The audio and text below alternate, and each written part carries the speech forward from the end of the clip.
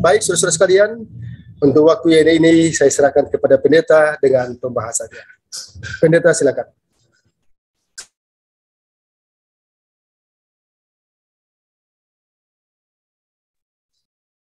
Baik, selamat malam pada saudara sekalian. Selamat malam, pendeta. Baik, sebelumnya saya share screen dulu.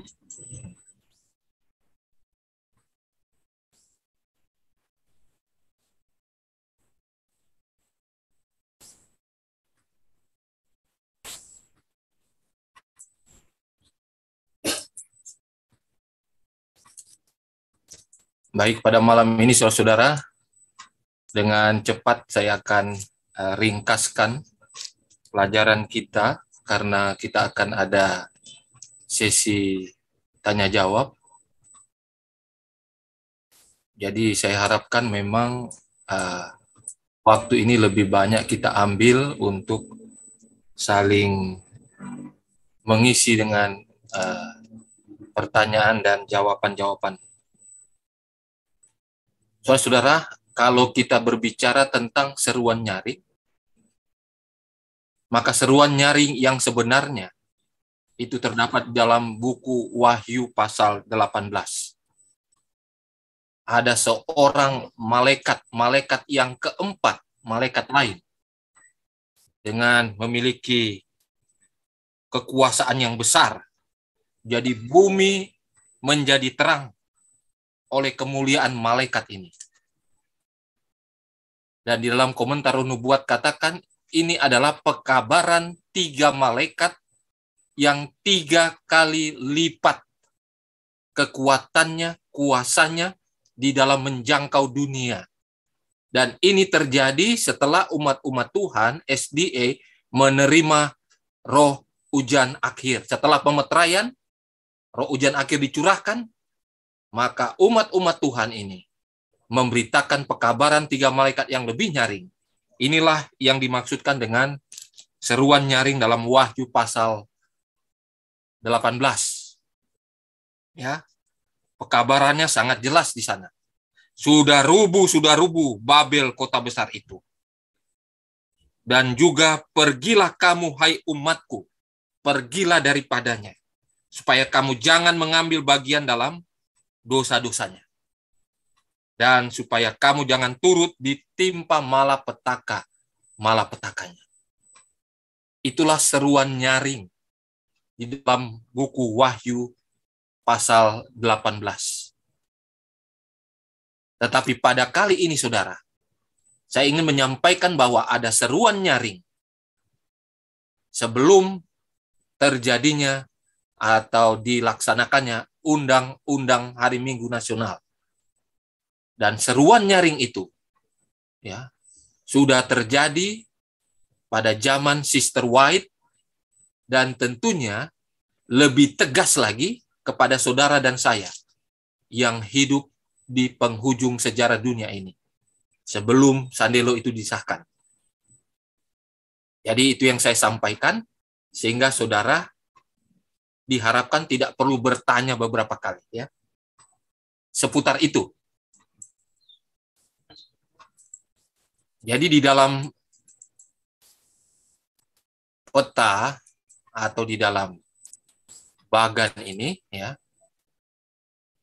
kita ini tahun 2022 ya, 2002.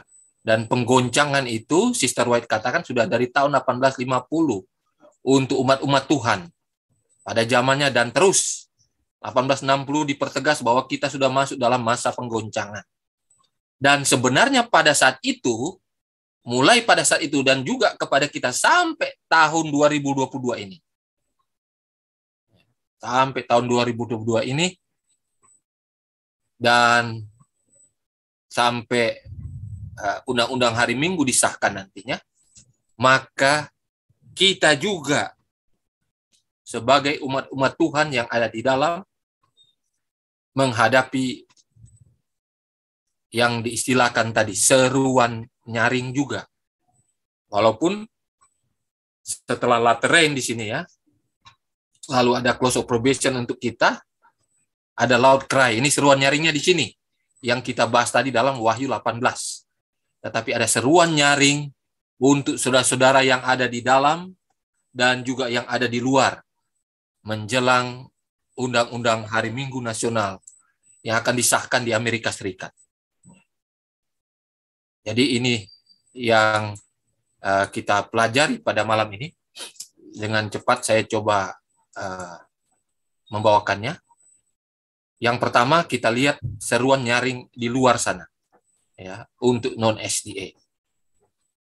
Jadi saudara-saudara jangan heran ya, jangan heran. Ada banyak domba-domba di luar kandang sana. Ya, kita akan lihat beberapa kutipan Roh Nubuat di sini. Dalam Bible Commentary jilid 4 184, Allah mempunyai permata-permata di semua gereja. Perhatikan saudara, Allah mempunyai permata-permata di semua gereja. Jadi kita tidak punya hak mengutuki orang-orang ini. Jadi saya berharap secara pribadi, jangan kita mencemooh, mengatakan yang tidak-tidak kepada saudara kita yang menjalankan kehidupan mereka sebagai orang Kristen.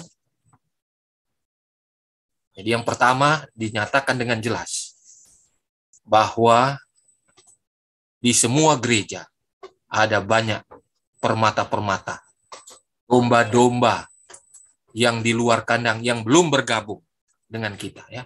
Jadi jangan pernah kita mengutuki orang-orang yang ada di sana. Yang berikut Testimoni jilid 6 70-71. Tuhan mempunyai wakil-wakilnya di semua gereja. Kalau dibilang semua gereja ini tidak terbatas. Ada 38.000 sampai 40.000 denominasi atau sekte atau kelompok gereja-gereja di dunia, ya. Jadi wakil-wakilnya ada. Apakah 1 orang, 2 orang, 5, 10 orang, ratusan orang ada di sana, ya. Orang-orang ini belum memiliki kebenaran-kebenaran khusus yang menguji untuk zaman akhir yang diberikan kepada mereka di bawah keadaan yang menimbulkan keyakinan dalam hati dan pikiran. Karena itu mereka belum, ya, oleh menolak terang itu memutuskan hubungan mereka dengan Allah. Mereka punya terang masih kecil, sedikit, dan mereka belum menolak terang yang utuh, yang sempurna yang diberikan oleh Allah. Cuma sedikit yang mereka tahu. Dan mereka ini dikatakan apa? Wakil-wakil Tuhan yang ada di semua gereja. Berikutnya bahkan dikatakan Testimoni jilid 9 243 di antara apa? Umat RK. Saya singkat-singkat saja, kalau ini maksudnya adalah RK ini, ya. Ada banyak orang-orang Kristen yang sangat setia. Sangat setia di sini, ya. Walaupun di sini ada apa? Binatang yang pertama Wahyu 13. Tetapi ada banyak orang Kristen yang ada di dalam sini yang sangat setia berjalan dalam terangnya yang mereka ketahui. Jadi Allah akan bekerja demi mereka. Allah akan bekerja demi mereka. Lalu dalam Kemenangan Akhir 383, pada pasal 18 kitab Wahyu, umat Allah dipanggil keluar dari Babel. Menurut ayat-ayat ini, banyak umat Allah yang tetap tinggal di Babel sekarang ini, ya. Dan di tubuh agama mana bagian yang lebih besar? Ya, tentu ini, ya. Saudara baca bagian terakhir. Di situ yang paling banyak. Dan mereka ini sementara dipanggil supaya keluar. Jangan bergabung dengan apa? Dengan Babel ini. Nah, inilah seruan nyaring sebelum-sebelumnya, ya. Sebelum Sandelo itu berlaku. Sekalipun kegelapan rohani dan keterasingan dari Allah yang terdapat dalam gereja-gereja yang tergabung dengan Babel, tubuh besar berupa pengikut Kristus yang sejati masih harus ditemukan dalam persekutuan mereka. Tugas kita di dalam pekabaran 3 malaikat. Ini kita bicara pekabaran 3 malaikat sekarang yang belum nyaring 3 kali lipat ya, sebelum Sandelo itu berlaku. Inilah tugas saudara dan saya untuk menyampaikan seruan nyaring sebelum Sandelo ini kepada mereka. Karena banyak permata-permata, banyak orang-orang yang perlu apa? Perlu disampaikan kepada mereka ya, tentang pekabaran 3 malaikat. Nah, tentunya kita tahu, kita sudah belajar ini pekabaran 3 malaikat dalam Wahyu 14 ayat 6 sampai 3 sampai 11. Ya. Tentang penghakiman, tentang hari Sabat, tentang ajaran-ajaran doktrin, tentang pengudusan hari Minggu dan juga kebakaan jiwa, dan juga tentang yang sementara ini kita perbincangkan dan di berbagai tempat ini selalu menjadi headline, baik online maupun offline. Dan intinya, 3 malaikat ini berbicara tentang hari Sabat. Ya. Sabat itu harus tegas, harus keras, nyaring. Nggak perlu takut-takut lagi, saudara. Saudara sudah lihat di depan mata. Ya. Sudah lihat di depan mata apa yang terjadi saat ini. Ya. Bahkan di kalangan kita sendiri ya, kelihatannya sudah digenapi. Kekudusan hari Sabat sudah tidak dihargai penuh lagi. Dianggap enteng sebagiannya. Dan ini harus tegas. Kita yang belajar firman Tuhan, yang seharusnya mempertahankan kebenaran ini, tetapi kita melenceng dari apa? Dari hal yang sebenarnya. Di dalam arti sebagai pelaksana kebenaran dari 3 malaikat ini. Ya. Ini yang harus menjadi bagian kita. Nah, Roh Nubuat atau Sister White mengatakan dalam manuskrip Releases, volume 13. Kebenaran-kebenaran yang kami terima pada tahun 1841, 1842, 1843. Ya. Ini pekabaran malaikat pertama 1841, 1842 pekabaran malaikat kedua masuk, 1843 pekabaran malaikat ketiga, dan 1844 3 malaikat serentak saat itu. Sekarang perlu dipelajari dan dikumandangkan. Tidak dikatakan harus setelah apa? Setelah Sandelo disahkan, tidak demikian. Tapi sudah harus disampaikan sebagaimana para pelopor gerakan Advent yang lalu ya. Pekabaran awal 3 malaikat ini ya. Pekabaran-pekabaran malaikat pertama, kedua, dan ketiga di masa yang akan datang akan dikumandangkan dengan suara yang nyaring. Jadi mereka akan diberikan dengan sungguh-sungguh dan dengan kuasa Roh Kudus ya. Jadi tentunya sebelum Sandelo juga para pekabar Tuhan, saudara dan saya yang memberitakan pekabaran 3 malaikat ini tentunya nyaring juga ya. Tetapi nanti akan 3 kali lipat nyaringnya setelah saudara dan saya itu melewati Sandelo. Saudara dimeteraikan dan dicurahkan roh hujan akhir untuk menyampaikan pekabaran Sabat yang nyaring itu 3 kali lipat. Dalam Wahyu 18 katakan apa? Malaikat yang apa? Yang bercahaya, berkuasa, bumi diterangi olehnya. Itu adalah gambaran bagaimana pekabaran Tuhan itu yang begitu berkuasa, kuasa Roh Kudus yang bekerja, di mana mujizat surga akan terjadi kepada semua yang memberitakan pekabaran 3 malaikat yang 3 kali lipat itu setelah roh hujan akhir dicurahkan, yang dikatakan pada saat laut cry atau seruan nyaring. Oke, berikutnya saudara kita baca dalam Bible Commentary 972. Penghakiman besar sedang berlangsung. Jadi di surga sampai sekarang penghakiman sedang berlangsung, saudara. Dan telah berlangsung selama beberapa waktu. Sekarang Tuhan berkata, ukurlah bait suci dan para penyembahnya. Siapa yang diukur? Saudara dan saya. Ya, yang di dalam. Ingatlah ketika Anda berjalan tentang bisnis, berjalan-jalan tentang bisnis Anda, Tuhan sedang mengukur Anda saat ini. Ketika Anda menghadiri tugas rumah tangga Anda, ketika Anda terlibat dalam percakapan, Tuhan mengukur Anda. Jadi sekarang dalam masa penghakiman saudara, hati-hati kata-kata saudara, perbuatan saudara, usaha apapun yang saudara lakukan, termasuk para ibu yang ada di rumah tangga. Hati-hati, ini masa penghakiman ini, kita tidak tahu sewaktu-waktu nama saudara, pribadi, individu-individu itu diperiksa.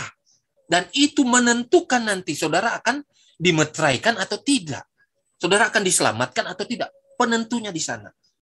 Ketika saudara sekali lagi melakukan hal-hal yang melenceng dari kebenaran Tuhan, melakukan perbuatan dosa, kejahatan, sekecil apapun, ya, sekecil apapun, bisa mempengaruhi keselamatan saudara ketika nama saudara diperiksa di surga.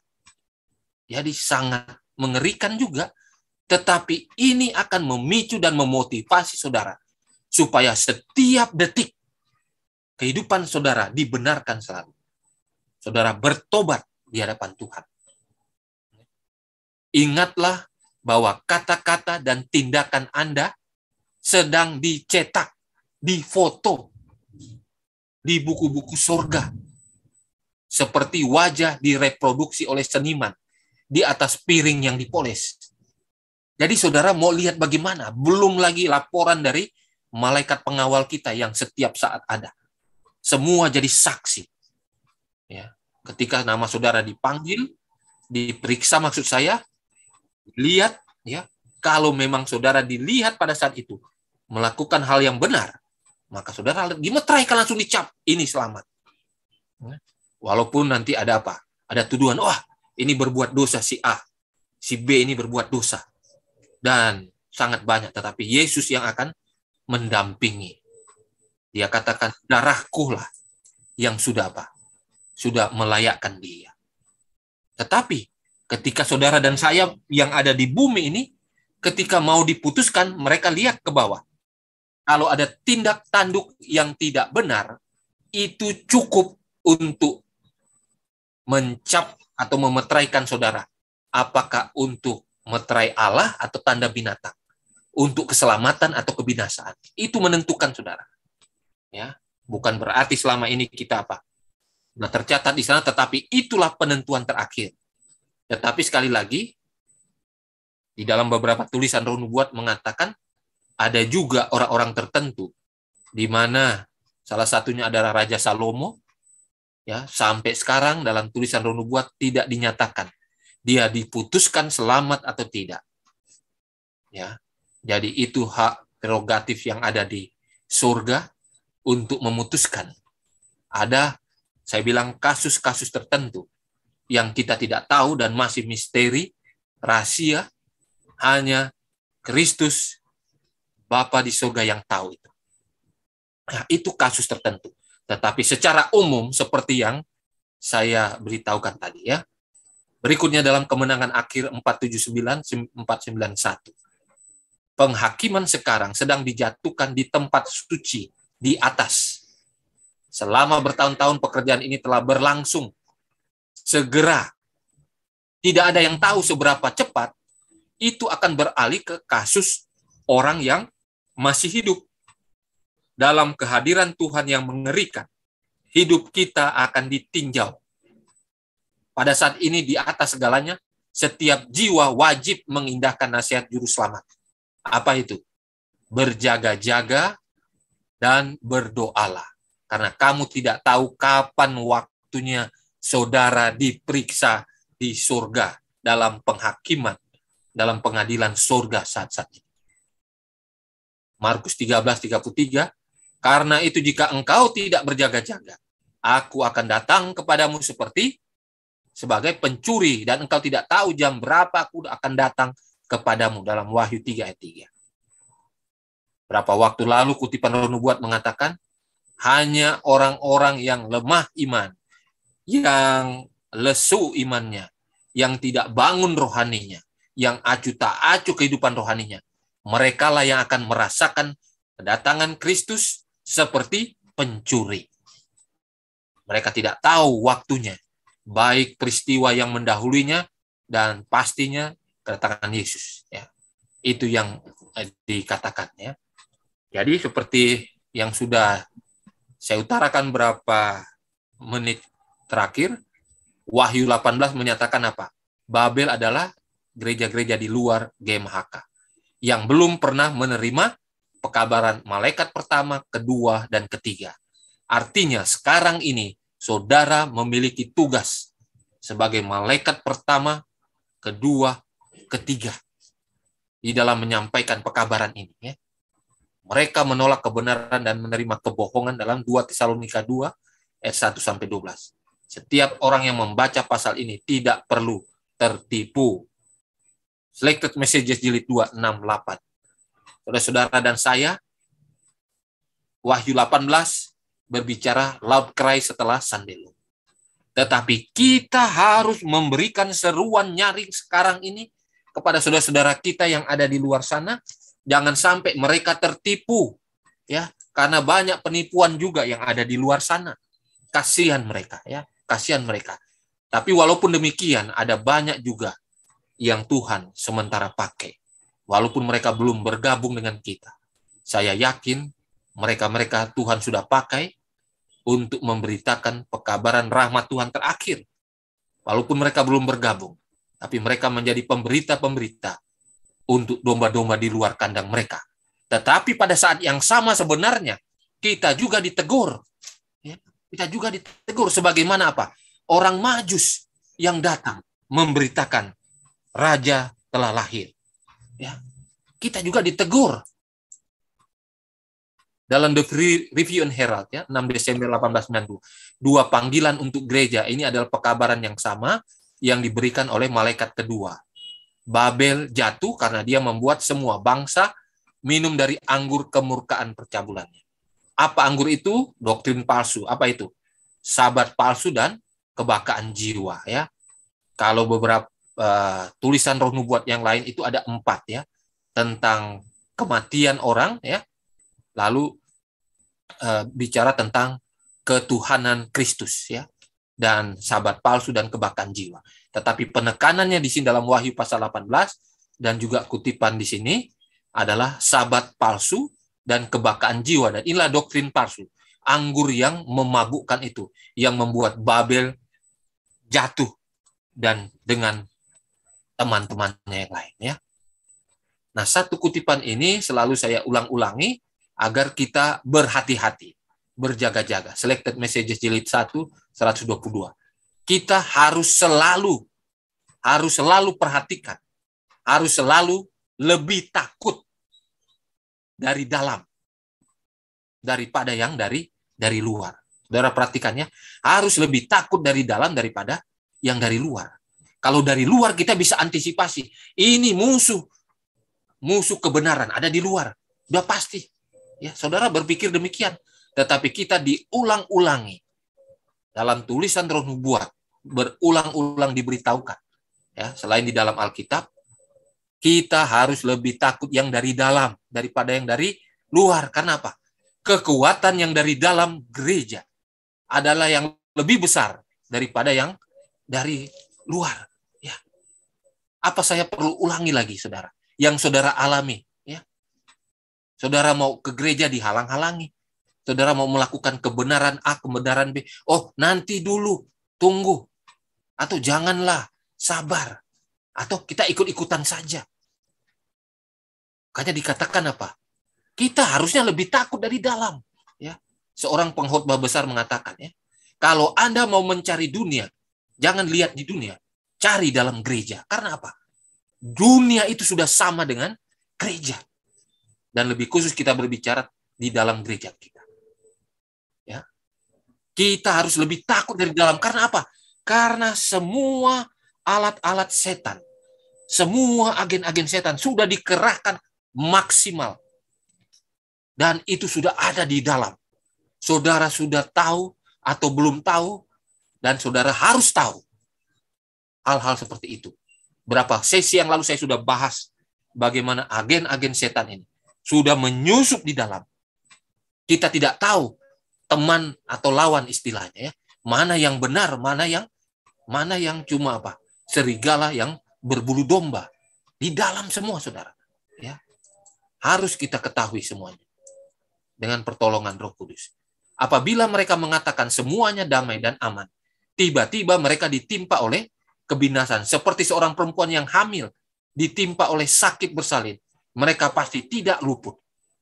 Saudara-saudara, kenyataannya sekarang ya, banyak para pekabar Tuhan, para pendeta, ya, anggota-anggota awam yang Tuhan utus untuk memberitakan pekabaran yang sangat nyaring, ya, dengan berbagai resiko, ya, resiko di dalam pekerjaan, resiko di dalam tubuh agamanya, ya, resiko-resiko yang sangat membahayakan nyawa.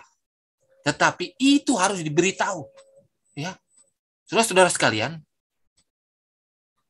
Janganlah ada lagi khotbah-khotbah yang mengatakan damai dan aman. Apakah khotbah itu langsung, ya, saudara bercakap-cakap dengan teman, saudara-saudara seiman, ataupun di dalam khotbah-khotbah di tempat-tempat ibadah, ya. Apakah online ataupun offline? Jangan, saudara, ya. Tidak masanya lagi, ya.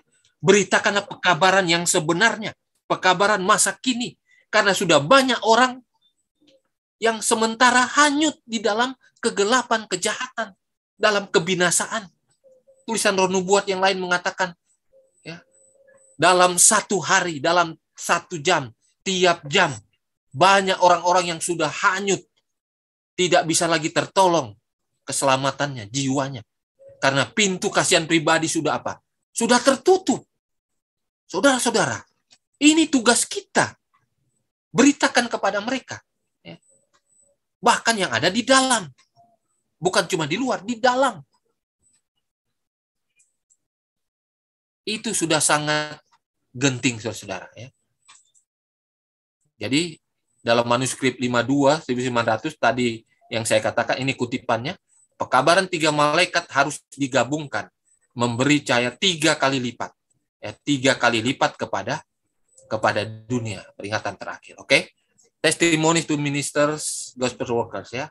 Ini yang saya katakan tadi. Yang anggur, yang merupakan doktrin-doktrin palsu, yang dimiliki oleh Babel ini, ya.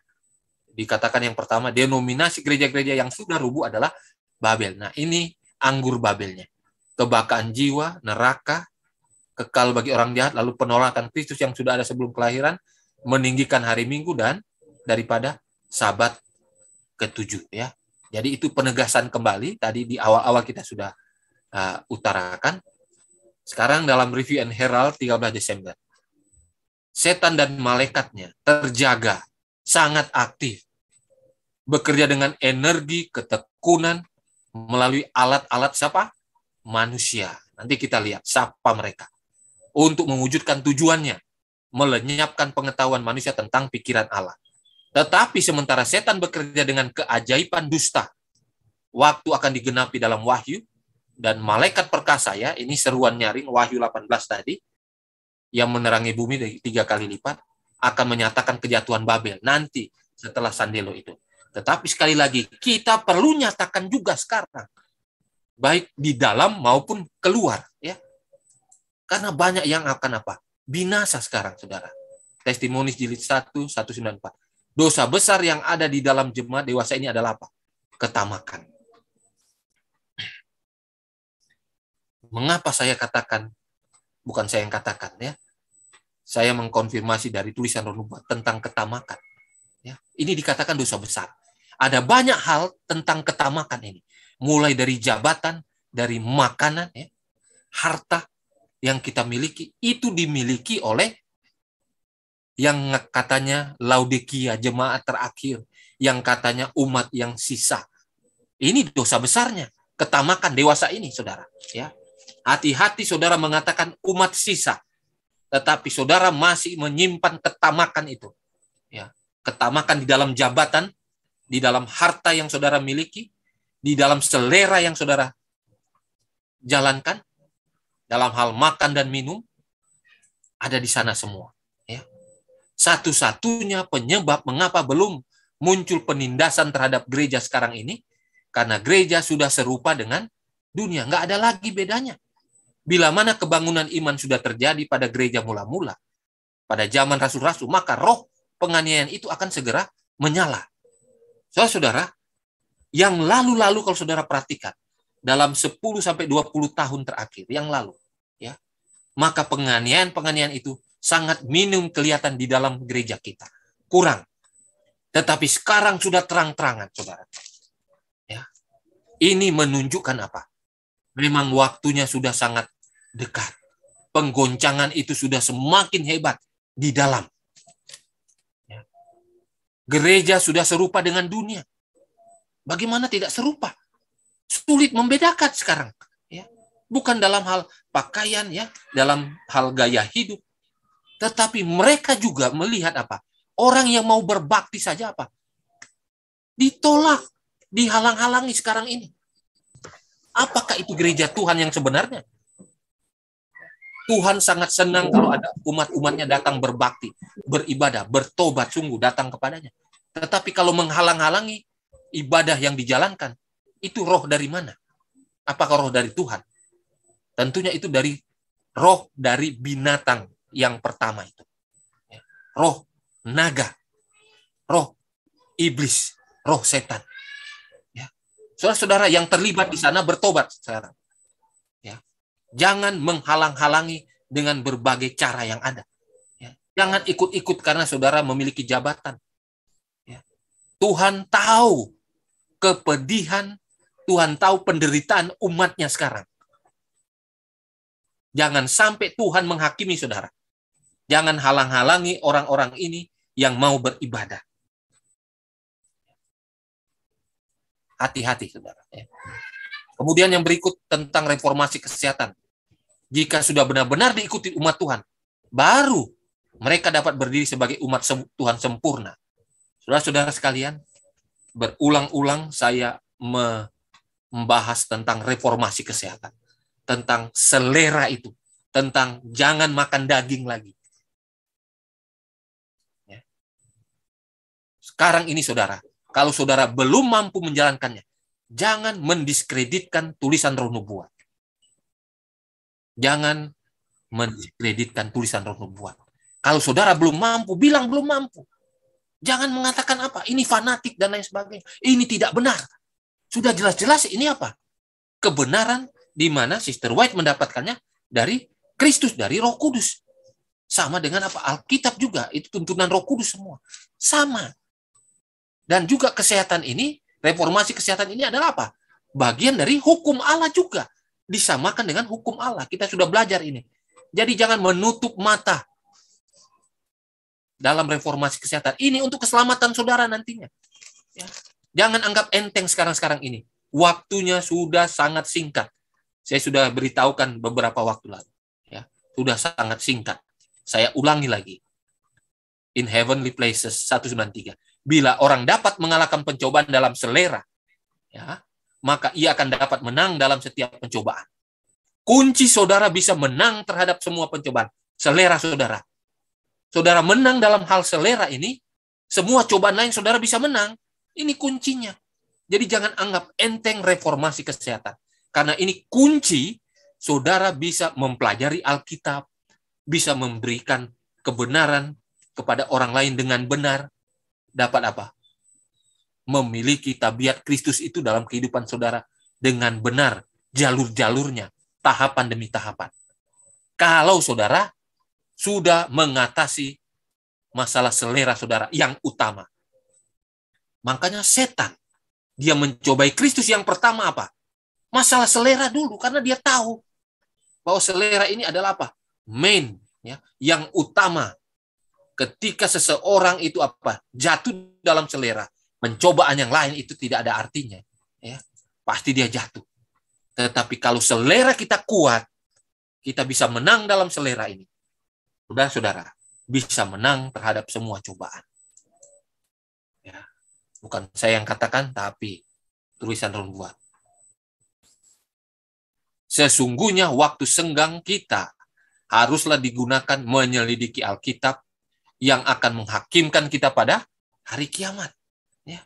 Saudara-saudara saya yang kekasih, Nyonya White katakan, biarlah hukum Allah dan kesaksian Yesus Kristus selalu dalam ingatanmu, biarlah itu mendesak keluar segala pikiran dan percintaan dunia. Bila engkau tidur, bangun, Hendaklah itu dipikir-pikirkan.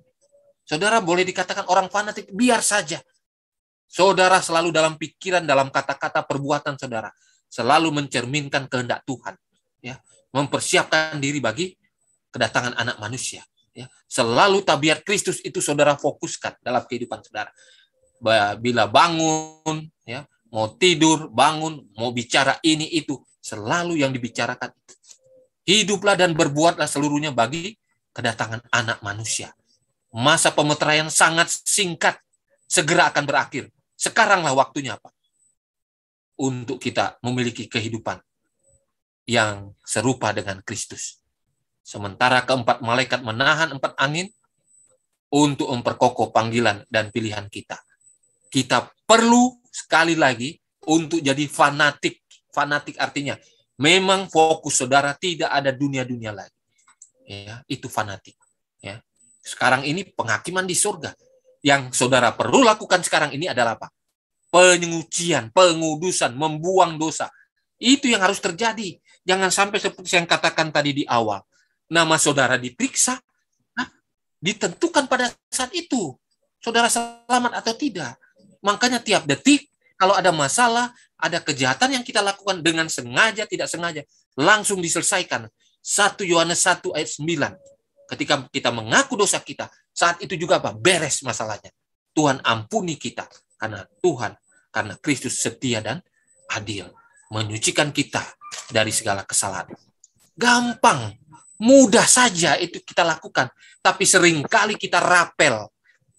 Kalau sudah 1 hari kita berbuat kesalahan, sengaja ataupun tidak sengaja, nanti sebelum tidur, kita berdoa minta pengampunan. Supaya dosa kita diampuni. Apakah saudara tahu berapa banyak dosa yang saudara lakukan 1 hari? Kalau saudara hitung, yang sengaja dan tidak sengaja, banyak sekali. Jadi ketika saudara berbuat dosa, waktu bangun pagi terlambat, saudara berdosa, dicatat di dalam buku surga. Catatan dosa. Terlambat renungan pagi. Ya. Lalu marah-marah karena dibangunkan, itu dosa semua. Ya. Kewajiban yang tidak dijalankan, dicatat semua. Lalu teguran, amaran yang tidak diperhatikan, itu dicatat semua dosa. Belum lagi perbuatan kita, saudara yang lain. Ya. Kalau kita tidak selesaikan detik itu juga, maka kita akan kaget, ya. Ketika kita mau ingat-ingat lagi, udah enggak ingat, udah terlalu banyak. Ya.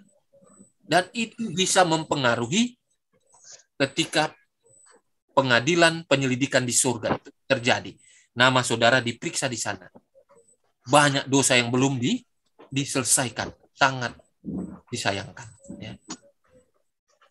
Nah, sekali lagi, janganlah kita menjadi orang yang setengah-setengah. Orang Kristen yang setengah hati. Karena dikatakan lebih buruk dari orang kafir. Mengapa lebih buruk? Baik orang benar ataupun orang kafir. Itu ditipu sama apa? Orang yang suam-suam kuku ini. Siapa yang suam-suam kuku? Wahyu pasal 3. Ya Laodikia. Saya berbicara sifat atau keadaan Laodikianya. Ya. Sekali lagi, keadaan Laodikia ini. Ya, ini sangat mempengaruhi dunia. Dunia yang benar dan yang tidak benar. Yang kafir. Dua-dua ditipu. Ini jahat sekali rupanya. Ya. Yang berikut lagi saya selalu ulang-ulangi. Saya harus ingatkan, saudara. Testimoni jilid 4, 3:19. Orang yang tidak ada usaha apapun atau tidak ada usaha sekecil apapun di dalam penginjilan pribadi, ketika penggoncangan yang puncak nanti akan tergoncang. Karena apa? Sebenarnya penginjilan pribadi itu selain menyelamatkan orang lain, itu otomatis menyelamatkan diri sendiri. Jadi janganlah kita egois dengan diri kita. Kita mau menyelamatkan diri kita katanya. Tidak demikian. Tapi ketika saudara peduli kepada orang lain, menyelamatkan orang lain, apakah yang ada di dalam yang masih bergumul ataupun yang di luar, kita panggil untuk apa? Bertobat. Maka usaha-usaha penginjilan ini otomatis telah menyelamatkan diri kita sendiri. Ya. Sekali lagi, saya ulangi lagi, kita tidak diselamatkan sebagai satu sekte, satu denominasi, tapi kita diselamatkan secara pribadi sebagai umat percaya. Ya, sudah sangat jelas ya. Seruan nyaring palsu, saudara, yang perlu kita waspadai. Ya, yang kita waspadai. Jadi di dalam masa penggoncangan ini juga ada seruan nyaring palsu yang sudah dikatakan dari awal-awal ya, bahkan dari zaman Sister White. Itu seruan damai sejahtera ya. Seruan damai sejahtera. Dan di sini ada pekerjaan setan yang sangat sangat menipu umat-umat Tuhan. Dan itu perlu kita antisipasi, waspadai. Karena apa? Setan akan menipu dengan spiritisme, mujizat penyembuhan, dan kebangunan rohani palsu. Seruan damai sejahtera. Ya, kita mau lihat sedikit saja, ya, karena kita akan interaktif. Ya. Yang pertama, kebangunan rohani. Ya. Early Writings 261. Setan tahu hal ini.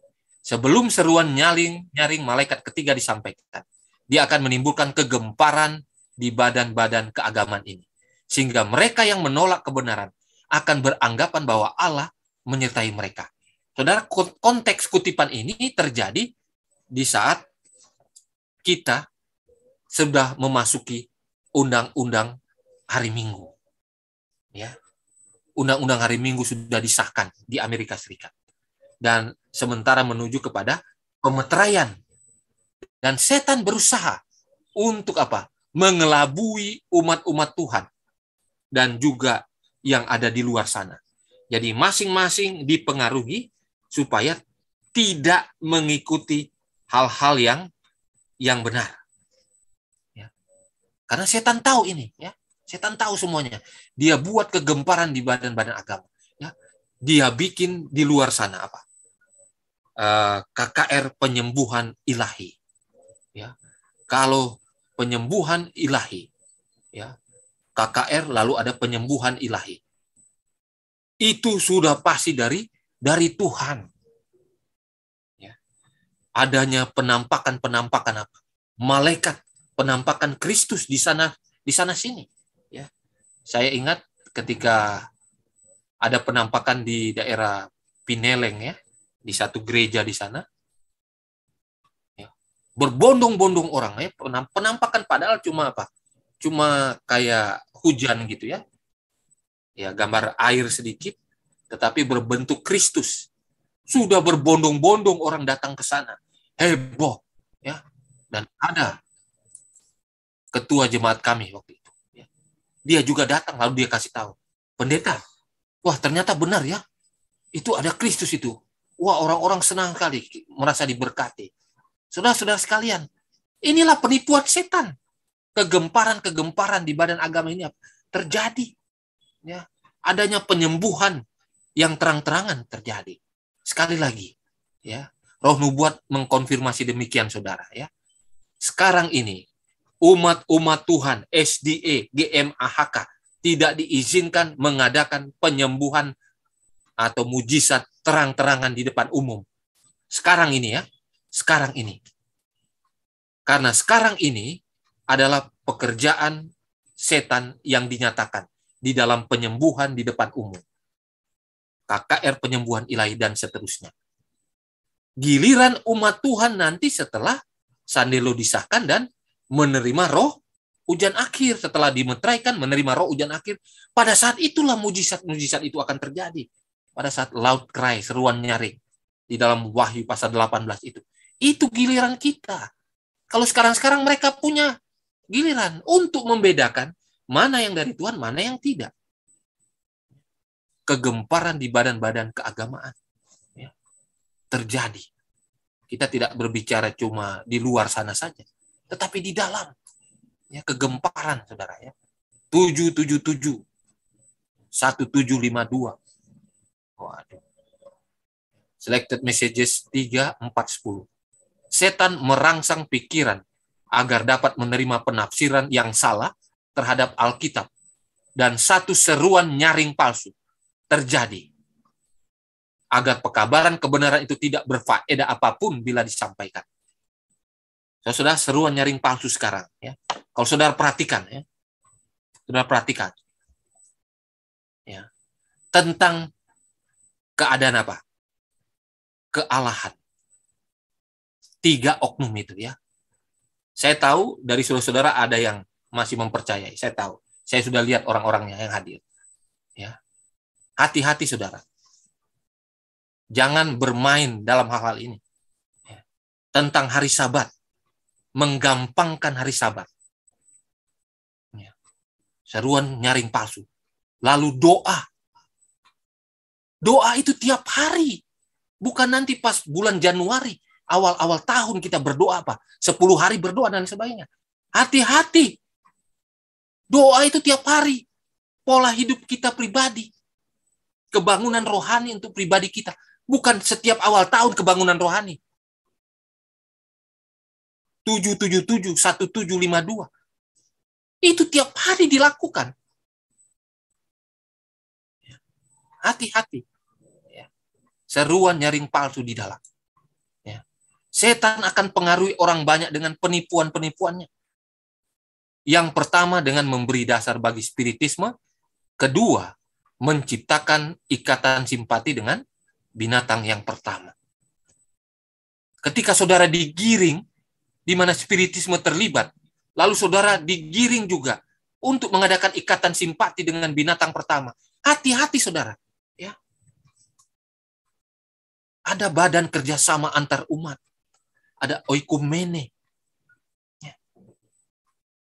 Ada serikat-serikat di mana kita boleh bergabung. Yang nyata-nyata Sister White sudah larang itu. Jangan bergabung dengan apa? Serikat-serikat rahasia, serikat-serikat buruh. Ya. Karena di situ kita akan digiring, saudara, untuk meninggalkan kebenaran Tuhan. Dan akhirnya hari Sabat itu apa? Menjadi puncaknya untuk kita tinggalkan. Ini semua ikatan-ikatan yang apa? Yang akan menggiring saudara ke sana. Hati-hati, ya, penipuan-penipuan setan, spiritisme dan ikatan simpati dengan binatang yang pertama. Saya tahu, saudara-saudara umumnya sudah tahu bagaimana kita punya gereja sementara digiring ke sana. Bukan sementara. Ya. Oknum-oknumnya sudah ke sana, saudara. Ya. Hati-hati, ya. Mereka akan mengadakan mujizat penyembuhan yang luar biasa, akan mengaku wahyu dari surga yang bertentangan dengan kesaksian Alkitab. Wah, mengaku itu umat Tuhan, the Seventh Day Adventist. Wah, dia menyembuhkan luar biasa, mengadakan mujizat. Kalau saudara tidak belajar, saudara tertipu. Sekalipun itu SDA. Karena dikatakan apa? Sekarang ini penyembuhan mujizat-mujizat tidak akan dilakukan oleh SDA untuk membedakan mana yang dari Tuhan, mana yang dari setan. Kalau terang-terangan kita apa? Mengadakan mujizat penyembuhan. Saya lihat ada beberapa orang dan salah satunya adalah pendeta kita mengadakan penyembuhan mujizat di depan umat-umat Tuhan, di depan umum.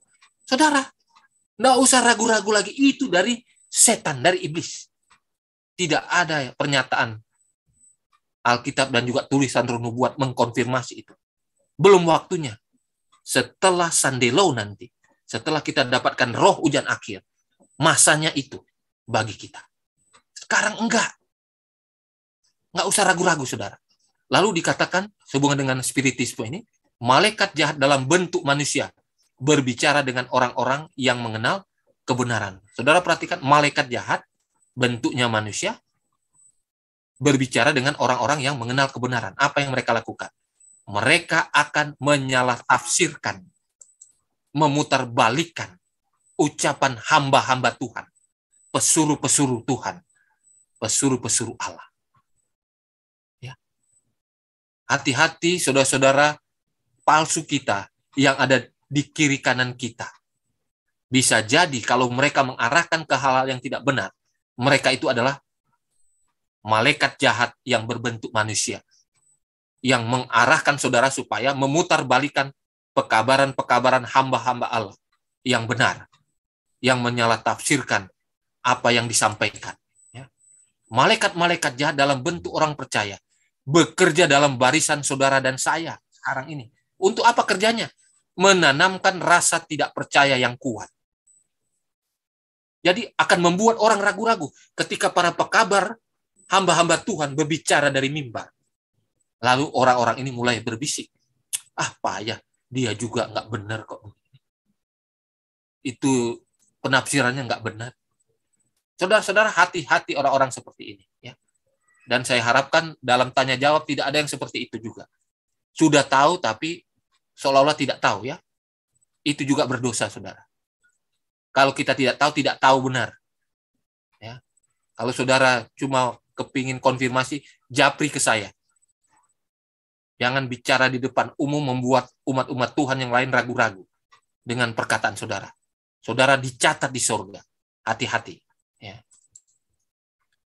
Setan berkuasa menampilkan rupa-rupa sahabat yang sudah meninggal. Penipuan itu sempurna. Rupa yang dikenali.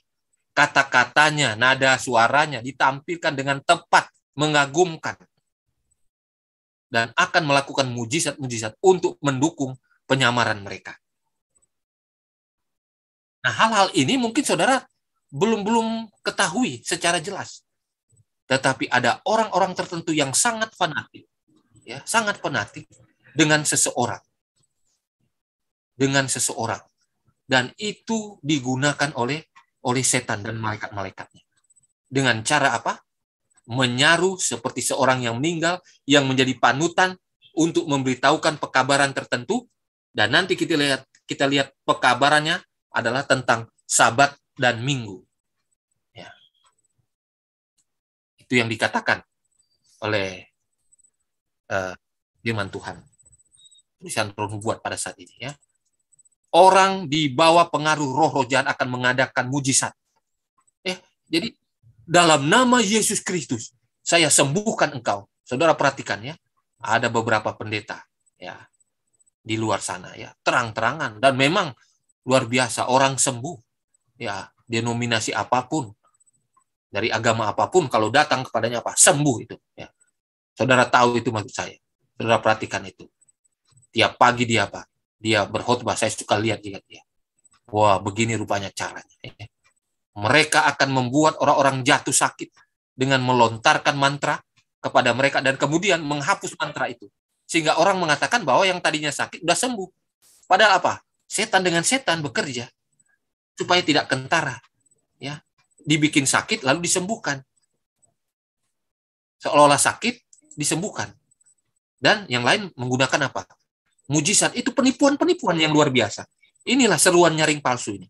Setan akan membuat orang banyak jatuh sakit, tiba-tiba menghilangkan dari mereka kuasa iblisnya. Kemudian mereka akan dianggap sudah disembuhkan. Hal ini menjadi ujian bagi umat GMAHK. Peristiwa-peristiwa akhir zaman 128. Ujian bagi siapa? GMAHK. Hati-hati saudara yang sudah sakit parah, lalu lihat-lihat di berita, lihat-lihat di media massa. Wah, ada orang yang bisa menyembuhkan.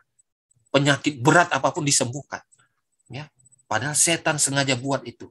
Lalu saudara terpengaruh mengikutinya. Ya. Dan ada beberapa anggota kita juga yang mengalami hal yang sama.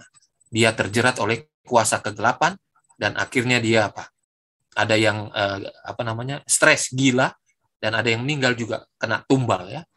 Karena ikut-ikutan dengan kuasa kegelapan ini, ya.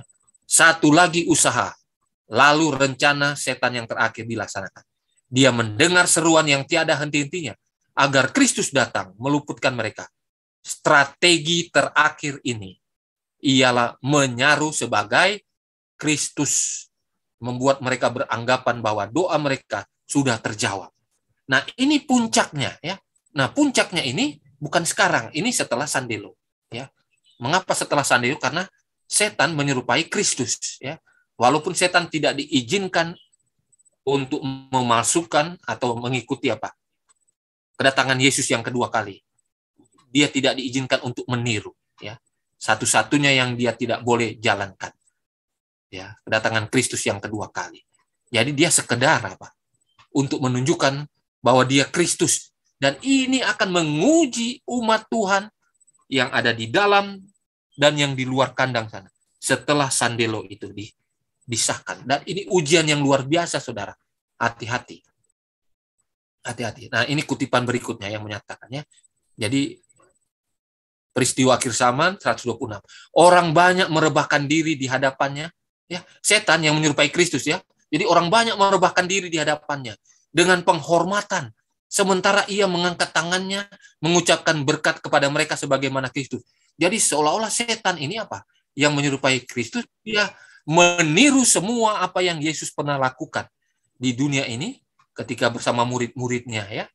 Suaranya lembut, menawan, lalu dia sembuhkan penyakit banyak orang. Kemudian dengan cara seperti Kristus dia mengaku telah apa? Nah, inilah yang bisa membedakan. Ya, salah satunya. Ini Kristus palsu atau bukan? Ketika dikatakan apa? Dia katakan, saya sudah rubah hari Sabat, hari ke-7, hari Sabtu itu kepada hari Minggu. Hai umat-umatku, jangan lagi menguduskan hari Sabtu, hari Minggu.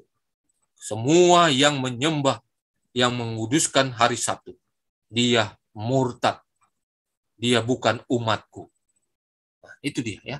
Dan memerintahkan semua orang untuk memuliakan apa? Hari yang diberkati. Ini yang sangat menguji, menggoncang. Kalau dari awal-awal kita lemah, kita jatuh, apalagi seperti ini. Ya. Dan ini yang kita bisa bedakan. Mana seruan nyaring palsu? Untuk yang di dalam dan yang di luar. Setelah saya kumpulkan beberapa kutipan dan juga di Alkitab ya. Kalau untuk SDA, inilah seruan nyaring palsu, saudara. Ini udah terakhir ya. Udah terakhir. Dari dulu sampai sekarang dunia ini tetap begitu saja. Nggak ada perubahan. Ya. Saudara udah tahu ya. Ini kutipannya. Ini seruan nyaring palsu. Lalu dikatakan apa? Masalah kesehatan tidak ada hubungannya dengan keselamatan. Seruan nyaring palsu di dalam. Masalah selera tidak ada hubungan dengan keselamatan. Ini seruan nyaring palsu, saudara. Hati-hati. Penginjilan itu urusan pendeta. Tidak ada hubungan dengan keselamatan. Ini seruan nyaring palsu. GMHK sudah pasti diselamatkan. Ini seruan nyaring palsu. Organisasi tidak menyelamatkan, saudara. Pribadi-pribadi yang apa? Yang penyerahan kepada Kristus. Kita diselamatkan secara pribadi. Organisasi tidak menyelamatkan. Hati-hati. Dosa-dosa kecil tidak membawa kepada kebinasan, cuma dosa besar. Ini seruan nyaring palsu, saudara. Justru yang paling banyak menjatuhkan saudara adalah apa? Dosa yang kelihatannya kecil. Kerikil-kerikil kecil itu yang menjatuhkan saudara. Kalau batu-batu besar saudara lewatin. Tapi yang kecil, yang selalu apa? Menjatuhkan saudara. Lihat ya, seruan nyaring palsu di dalam. Mujizat menentukan keaslian gereja Tuhan sekarang. Ini seruan nyaring palsu di dalamnya. Kita sudah ikuti. Kalau sudah dekat aniaya global, baru kita bertobat dan setia pada hari Sabat. Saudara-saudara, kesetiaan itu setiap saat. Itulah proses pengudusan, penyucian kita. Khususnya di dalam pengudusan hari Sabat. Bukan nanti waktu dianiaya baru kita apa? Wah, saya akan ikut hari Sabat yang benar. Nanti kalau udah aniaya. Itu seruan nyaring palsu. Nah, sekarang untuk saudara-saudara kita, non-SDA, ini seruan nyaring palsu mereka. Ibadah itu jika dengan ucapan syukur akan menjadi berkat. Nah, jadi disyukurin aja katanya ya. Udah jadi berkat. Kasihan mereka.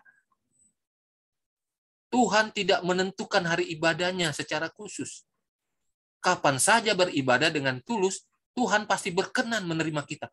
Ini seruan nyaring palsu kepada mereka yang didengung-dengungkan. Lalu orang mati rohnya masih bisa berkomunikasi dengan manusia hidup.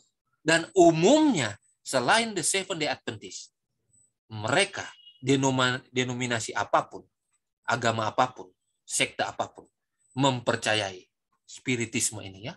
Roh orang mati masih bergentayangan setelah orang meninggal. Tubuhnya saja yang apa? Ya. Kebajikan itulah yang menyelamatkan apa? Manusia. Jadi keselamatan oleh perbuatan saja. Dan umumnya mereka apa? Jalankan ini. Selain The Seventh-day Adventist. Kalau kita apa? Iman dan perbuatan. Itu satu paket. Bukan dipisah-pisah. Lalu di karangan non-SDA ini, seruan nyaring palsu atau damai sejahtera, sekali kita menerima Yesus, tetap diselamatkan sampai akhir hidup. Wah, sekali selamat, tetap selamat. Hati-hati ini juga ya. Mujizat itulah penentu gereja Tuhan sekarang. Ini seruan nyaring palsu di antara mereka.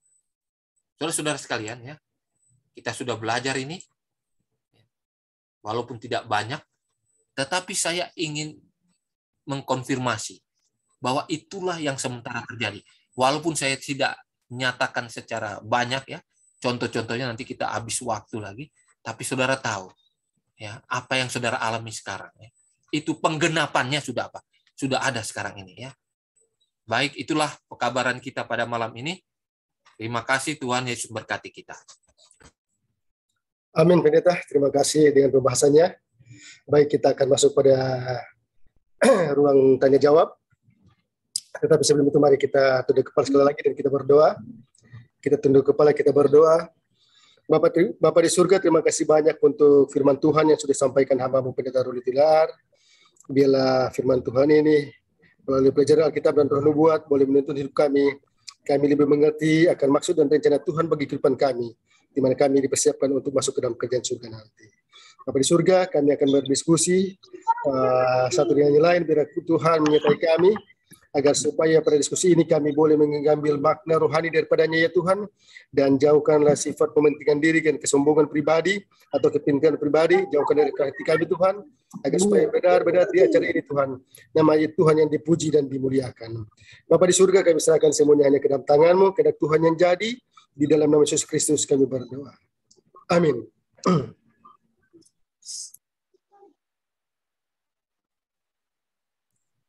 Baik, saudara sekalian, saya akan memberikan kesempatan kepada kita untuk apabila ada pertanyaan yang ingin ditanyakan, boleh mengajukan raise hand, angkat tangan, dan saya akan memberikan kesempatan.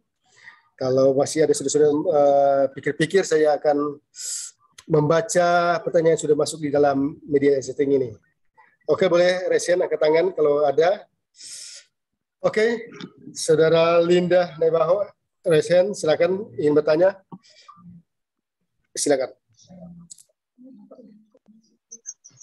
Oke, saya punya beberapa teman ini yang di Amerika ini.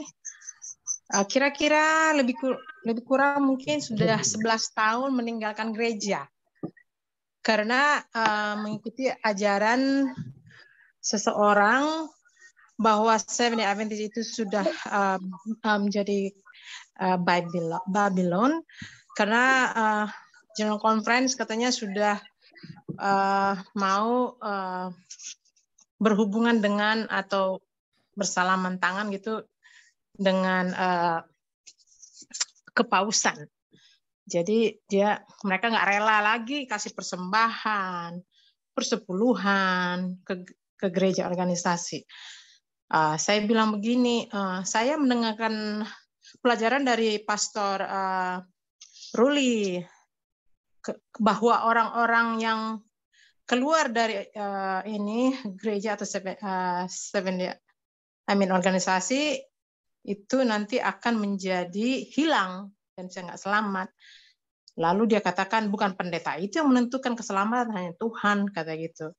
Jadi ngapain lagi di gereja itu, katanya. Terus saya bilang, walaupun sepertinya individu banyak yang salah kamu lihat, tetap datang. Saya bilang, enggak lah, katanya, sudah waktunya harus keluar. Jadi memang teman ini mengikuti ada namanya rombongan The Present Truth. Lalu bagaimana lagi caranya untuk meyakinkan teman-teman saya ini untuk kembali ke gereja, karena saya lihat dan pengakuan mereka dan perbuatannya sangat berapi-api untuk mau country living, health reform, everything, kecuali dengan bergabung dengan jemaat organisasi Seventh-day Adventist. Bagaimana lagi caranya pendeta untuk meyakinkan mereka untuk kembali lagi ke gereja? Karena ini mereka baik-baik sekali teman saya. Saya juga merasa ingin juga mereka harus selamat. Jangan sampai di luar daripada bahtera kita Seventh-day Adventist, jangan sampai mereka tidak selamat. Thank you. Oke, terima kasih. Mungkin pendeta bisa langsung menanggapi, silakan pendeta. Jadi setiap manusia itu adalah objek dari Tuhan untuk keselamatan. Tidak ada batasnya. Ya. Mau dia SDA atau non-SDA sama semua. Sama semua. Dan masing-masing kita ini memiliki pintu kasihan pribadi. Kapan tertutupnya itu pribadi ada. Ya, kita tidak tahu. Ya, tidak tahu. Ketika ada dosa, kejahatan yang kita lakukan, ya, yang kita lakukan. Lalu itu berulang-ulang. Roh Kudus sudah ingatkan. Ada batasnya. Di mana Roh Kudus itu sudah tidak ingatkan lagi. Dan ketika seseorang itu mengatakan bahwa yang dia lakukan dosa itu, ya, bukan dosa lagi, nah itu pintu kasihan sudah tertutup. Orang itu dikeraskan hatinya untuk bertobat. Ya. Yang kita takutkan demikian. Tetapi banyak orang-orang yang seperti Sister Warinda katakan ini, ya, mereka cuma ikut-ikutan, cuma semangat sesaat, ya. Tetapi mereka itu adalah umat-umat yang jujur juga di dalam kebenaran. Cuma karena mereka diarahkan untuk menjalankan kehidupan seperti yang terjadi di sana dan juga di beberapa tempat di Indonesia, ya. Mereka ini masih punya apa? Punya hati di mana Roh Kudus masih berbisik. Tetapi nanti pada saat laut cry, seruan nyaring, mereka ini akan kembali, berbalik. Kalau mereka memang jujur di dalam kebenaran itu. Tetapi kalau tidak, boleh jadi mereka itu sudah apa?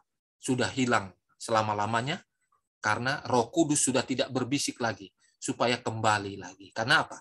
Sudah berulang-ulang mereka menolaknya. Itu yang kita takutkan. Tapi kita berdoalah kepada mereka, supaya mereka pada saat laut cry itu akan apa? Akan kembali, bergabung dengan kita. Ya. Kita tidak persalahkan. Ya. Iman mereka itu apa? Berbeda-beda. Ada yang ikut-ikutan, ada yang semangat sesaat. Ya. Ada juga yang merupakan agen setan benar. Ya.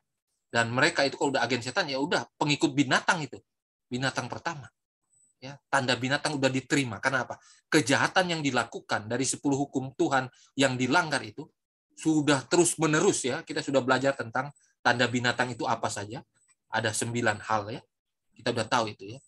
Bukan cuma nanti hari Minggu disahkan di Amerika, dipaksakan, tapi ada yang lain-lain, ya. Termasuk ketika kita apa? Kita mengikuti penguasa, lalu terlibat di dalam apa? Kompromi dengan penguasa-penguasa dunia maupun keagamaan dan seterusnya. Itu yang dibilang kita sudah menerima tanda binatang. Dan yang kita bicarakan ini adalah apa? Kejahatan atau pelanggaran terhadap hukum Allah yang dilakukan berulang-ulang. Sampai pada waktunya Roh Kudus sudah tidak lagi mentolerir hal seperti itu, ya. Kita doakan saja saudara kita ini. Country living. Sudah benar mereka, ya. Ya, masalahnya kalau mereka di dalam hati mereka tidak sepenuhnya keluar, masih ada apa? Pintu pertobatan untuk itu. Kapan? Terakhir kali nanti pada saat laut cry mereka akan berbalik. Tapi kita selalu berulang kali memanggil mereka, berbaliklah. Tapi kalau ada indikasi kelihatannya mereka masih ada hati, ya, dengan pembicaraan kita bisa tahu itu, ya, nantilah di laut cry itu, ya. Mereka akan kembali bergabung dengan kita. Mereka akan bergabung, ya. Apakah baik kalau untuk the future saya bareng-bareng dengan mereka pergi ke country living karena mereka yang lebih semangat untuk country living? Nggak masalah. Sedangkan, nggak masalah. Saya rasa nggak masalah. Kalau mereka, apa bedanya dengan saudara kita seperti Ibu Heni Situmorang, ya, Bapak, ya banyak, ya. Saya nggak perlu sebutkan sebenarnya, ya. Jadi ada banyak itu. Domba-domba di luar kandang, mereka akan bergabung nanti pada saat laut cry. Walaupun sekarang ini apa? Kelihatannya belum. Karena apa? Bisa saja kalau mereka bergabung, mereka terbentur. Dengan apa? Dengan kita-kita. Jadi batu sandungan lagi. Loh, kok begini ya SDA? kacau banget, dunianya tinggi sekali. Jangan sampai itu. Jadi biarlah waktu laut cry nanti. Jadi kita bisa saja sama ya, seperti kami ya. Daerah country living kami itu ada apa? Di sebelahnya itu ada kelompok yang lain, tapi sama-sama pemelihara Sabat. Di sebelah sana ya, sebelah sini ngobrol kita. Saya bilang udahlah bergabung aja. Bilang yang penting masih ada hati, pada waktu laut cry nanti gabung. Kita juga cari-cari tempat yang lain yang lebih jauh lagi. Untuk apa? Untuk menjalankan, dan waktunya jangan sampai terlambat untuk itu sebenarnya. Jadi jangan beralasan. Kita lihat mereka sebenarnya lebih fanatik di dalam kebenaran, dalam tulisan Roh Nubuat. Ya, cuma hal tertentu saja di mana mereka apa? Sudah menyatakan diri, kami udah keluar ya. Hati-hati sebenarnya ya. Sebenarnya jangan dinyatakan. Ya, setan dengar itu. Kalau masih dalam hati ya lain. Kalau sudah dinyatakan, waduh, setan senang sekali itu. Jangan sampai ya. Kita bergaul sama mereka nggak apa, dengan catatan mereka akan bergabung pada saat laut cry, bergabung sama kita. Ya. Yang ditakutkan ada banyak dari kita yang keluar, mereka gabung. Jangan sampai seperti itu ya, terbalik jadinya. Oke, terima kasih. Oke, terima kasih Pendeta. Mrs. Linda, thank you. Baik, Pendeta, sini ada pertanyaan di media chatting. Malam Pendeta, kalau ada yang menghalang-halangi untuk ke gereja offline dengan alasan tingkat COVID tinggi, tetapi sudah rendah, tetap juga nggak boleh, bagaimana itu Pendeta?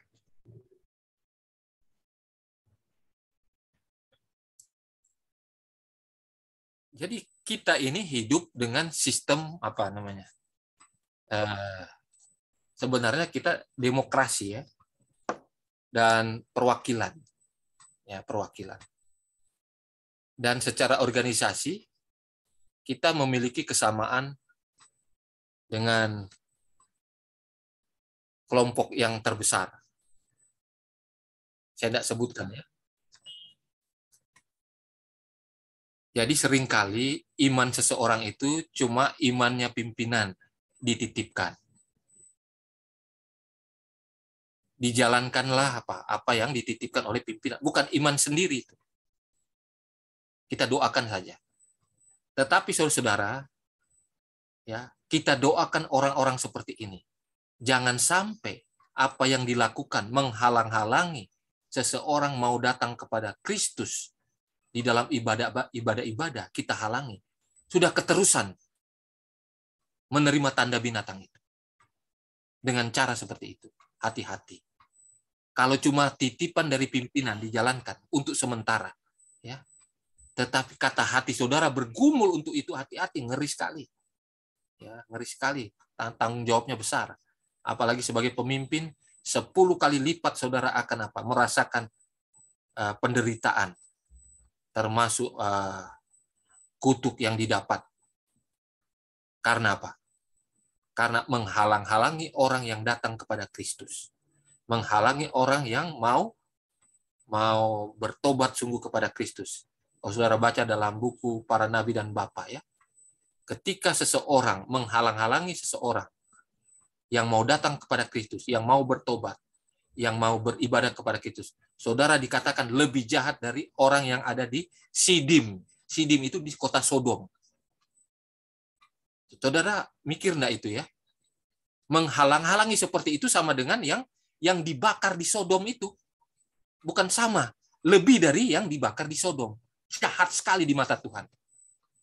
Hati-hati saudara yang menghalangi umat-umat Tuhan beribadah, datang mengadakan pengakuan dosa, yang ingin berbalik, bertobat, saudara halangi. Saudara dikatakan lebih jahat daripada orang-orang yang sudah dibakar di Sodom dan Gomora itu. Lebih jahat. Artinya apa? Ya nggak selamat. Dan saudara bisa 10 kali lipat daripada orang yang di Sodom dibakar. Tingkat apanya namanya? Lamanya dibakar di neraka. Ya. Itu saja yang saya mau kasih tahu ya. Jadi kalau ada orang-orang seperti itu, kalau saudara ada di sana, ingatkan orang-orang itu. Itu tanggung jawab saudara. Karena saudara sudah dengar, sudah tahu, sesuatu yang saudara tahu tidak dijalankan, berdosa saudara.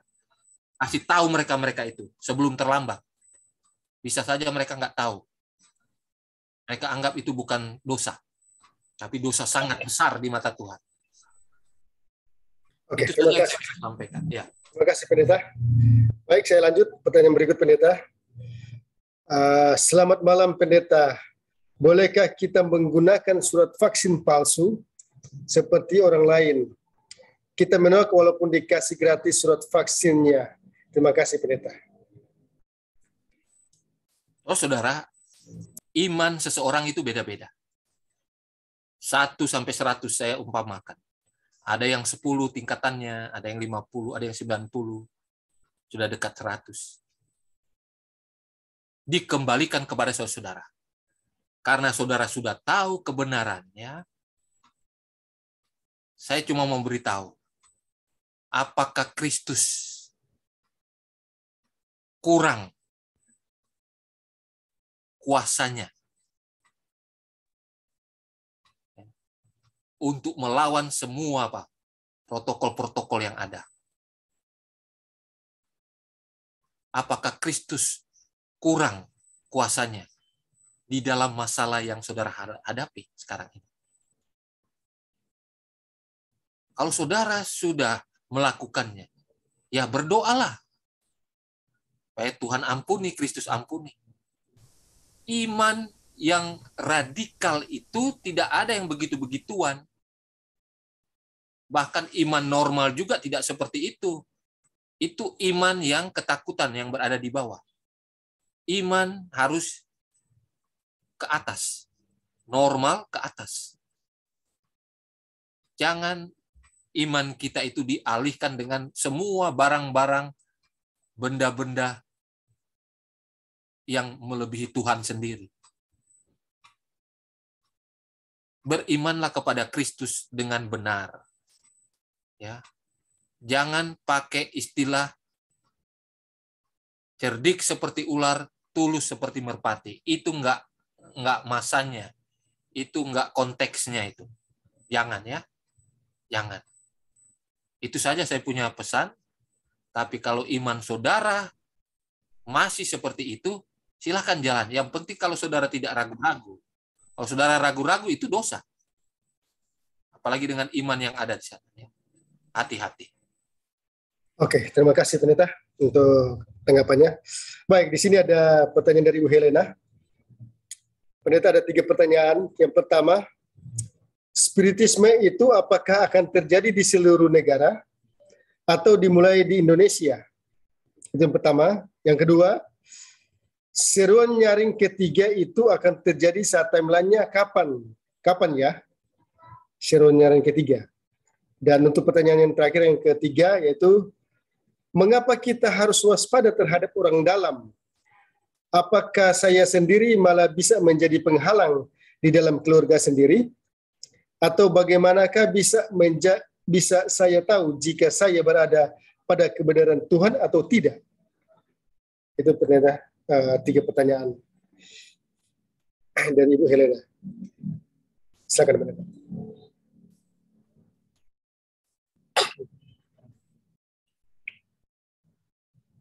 Jadi pekabaran palsu itu kita sudah diwanti-wanti oleh tulisan Roh Nubuat. Ya. Itu bisa digunakan dari dalam. Mengapa dari dalam? Karena kita secara normal, masa teman sih jadi musuh? Enggak begitu kan? Tetapi itulah serangan setan terakhir kepada the remnant, umat yang sisa. Dia akan masukkan orang-orang, apakah dia sendiri yang menyamar seperti manusia, ataupun manusia-manusia yang sudah dikuasai oleh iblis, dan pura-pura seperti seorang yang benar, tetapi ujung-ujungnya adalah apa? Untuk merusak iman anggota-anggota, membuat mereka murtad, dan lain sebagainya. Jadi itu yang dikatakan. Jadi kalau dikatakan, pekabaran palsu itu bisa datang dari internal kita. Iya. Kan kalau saudara belajar ya, saudara lihat channel saya yang lalu, itu rekamannya tentang apa? Tentang agen-agen setan ya, yang ada di dalam. Saudara baca saja situ ya, ikuti saja itu pembahasannya. Lalu yang berikut akan terbagi 2 yang ada di dalam ya. Ya, sudah jelas dari dulu itu ya. Selalu ada 2, lalang dan gandum. Itu tidak membatasi mau dia awam, mau dia petinggi-petinggi, pimpinan-pimpinan, sudah seperti itu. Artinya nanti yang menerima meterai Allah dan yang menerima tanda binatang di dalam itu. Ya sangat jelas ya. Bagaimana kita tetap. Ini pendeta, yang ketiga itu mengapa kita harus waspada terhadap orang dalam? Apakah saya sendiri malah bisa menjadi penghalang di dalam keluarga sendiri? Ya iya, sudah pasti itu ya. Jadi jangan sampai malah kita yang dipakai itu ya. Makanya jangan ada yang sombong rohani ya. Ketika saudara merasa bahwa setan bisa menggunakan, dan ini biasanya tulisan Roh Nubuat itu seringkali mengkonfirmasi orang-orang yang punya jabatan penting di dalam gereja.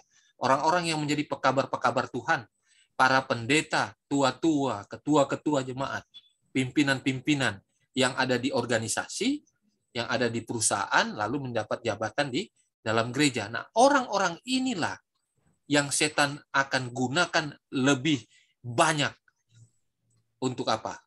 Untuk menjalankan misinya nanti. Jadi saudara-saudara itu menjadi apa? Pusat setan untuk dipakai untuk mengelabui sekaligus menyerang gereja Tuhan ini. Gereja maksudnya umat-umat Tuhan. Udah jelas itu ya. Kita udah dikasih tahu. Kalau udah dikasih tahu berarti kita berjaga-jaga. Dan berjaga-jaga itu bukan cuma ke orang lain. Jangan sampai diri saya, diri kita sendiri, wah Tuhan pakai juga ya. Bagaimana indikasi bahwa kita dipakai? Ketika kita mau kompromi. Ketika kita ketakutan untuk menyatakan kebenaran. Takut-takut menyatakan kebenaran. Dan itu sudah dilatih dari rumah tangga masing-masing.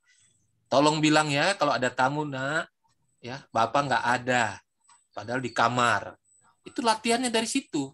Sampai nanti kita melakukan kejahatan yang besar sekali. Itu agen-agen setan yang ampuh. Itu yang dikatakan tadi ya, yang suam-suam kuku. Ya, yang apa namanya? Yang setengah-setengah hati. Itu agen setan yang paling ampuh yang Tuhan pakai. Di kalangan umat sisa, umat Tuhan. Itu dipakai itu orang-orang seperti itu. Jadi itu saja yang bisa kami jawab. Terima kasih. Oke, pendeta, masih ada satu lagi pendeta. Bagaimana kita bisa tetap bertahan di dalam menghadapi keminoritasan secara organisasi maupun secara jemaat dan keluarga? Ada satu kutipan Roh Nubuat ya, itu luar biasa. Walaupun saudara cuma sendiri, tegak berdiri di dalam kebenaran, 1000 orang kiri kanan saudara di luar kebenaran, saudara akan menang. Karena malaikat surga ribuan mendampingi saudara. Dan Kristus ada di depan saudara. Roh Kudus bekerja. Nggak usah takut. Saudara merasa sendiri ya? Enggak. Ribuan malaikat jaga kita. Karena kita di pihak Kristus. Nggak usah takut. Kuasa kita lebih besar. Nggak usah takut dalam hal itu. Oke, terima kasih pendeta. Masih ada lagi? Ada yang mau bertanya? Saya ini. Oke. Ya, ini. Dengan Pak siapa ini, maaf Pak? Simatupang yang tadinya di Medan, sekarang saya di lokasi Country Living. Oke, terima kasih Pak Simatupang, silakan. 1.600 meter dari permukaan laut. Amin. Ya, Jadi terima kasih. tadi sudah disinggung mengenai Heni Situmorang. Kami ini sekarang satu lokasi dengan Heni Situmorang beserta timnya. Mereka ini menompang di tempat kita ini sudah ada 2 bulan lebih. Tapi kita dalam perbaktian kita tidak satu. Mereka tersendiri, kita pun tersendiri. Tapi hati nurani saya menyatakan, saya belum yakin dengan mereka ini. Karena apa? Kalau mereka berdoa berbakti itu, mereka masih memakai bahasa roh. Bahasa roh. Yang tidak ada orang mengerti. Bahkan dia pun tidak mengerti apa yang dikatakan. Bagaimana ini? Mereka menompang tempat kita ini. Karena mereka kemarin cari lokasi, mereka diusir dari tempat saudara kita yang hilangkan. Lalu mereka datang kemari minta tolong. Apa kita biar dulu mereka terus atau bagaimana? Tolong kasih pendeta kepada kami. Saudara-saudara sekalian ya, domba-domba di luar kandang itu bervariasi, mereka punya iman. Ya, bervariasi imannya mereka. Kita tidak mengatakan mereka 100%. Itu domba di luar kandang, 100% harusnya seperti kita. Tidak. Ada kebenaran atau terang tertentu yang mereka belum jalankan.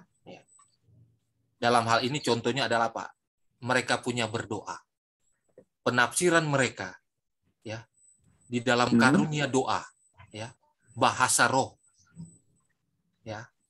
Mereka tafsirkan itu seperti itu. Kita tidak bisa persalahkan. Kalau kita bisa terangkan ketemu mereka, ini maksudnya bahasa roh. Itu dimengerti juga ngomongnya. Tetapi waktu kita ngomong, ya cuma Roh Kudus yang ngerti. Itu bahasa roh. Tetapi karunia untuk membedakan bahasa, beda lagi. Lalu karunia berbahasa, itu beda lagi.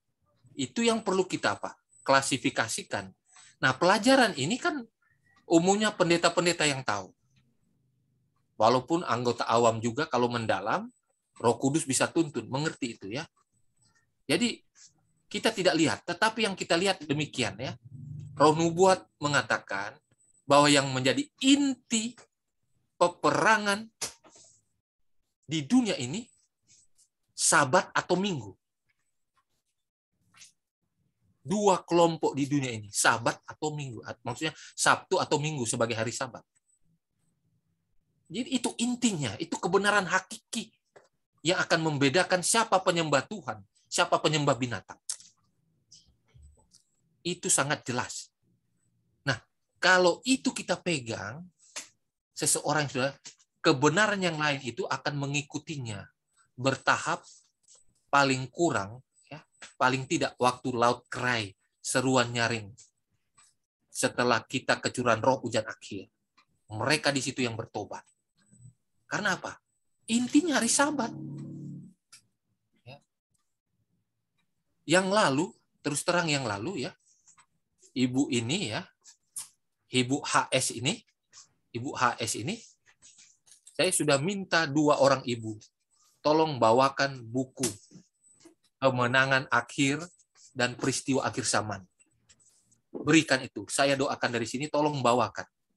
Karena saya sudah japri ke ibu ini, HS ini. Saya sudah ngomong.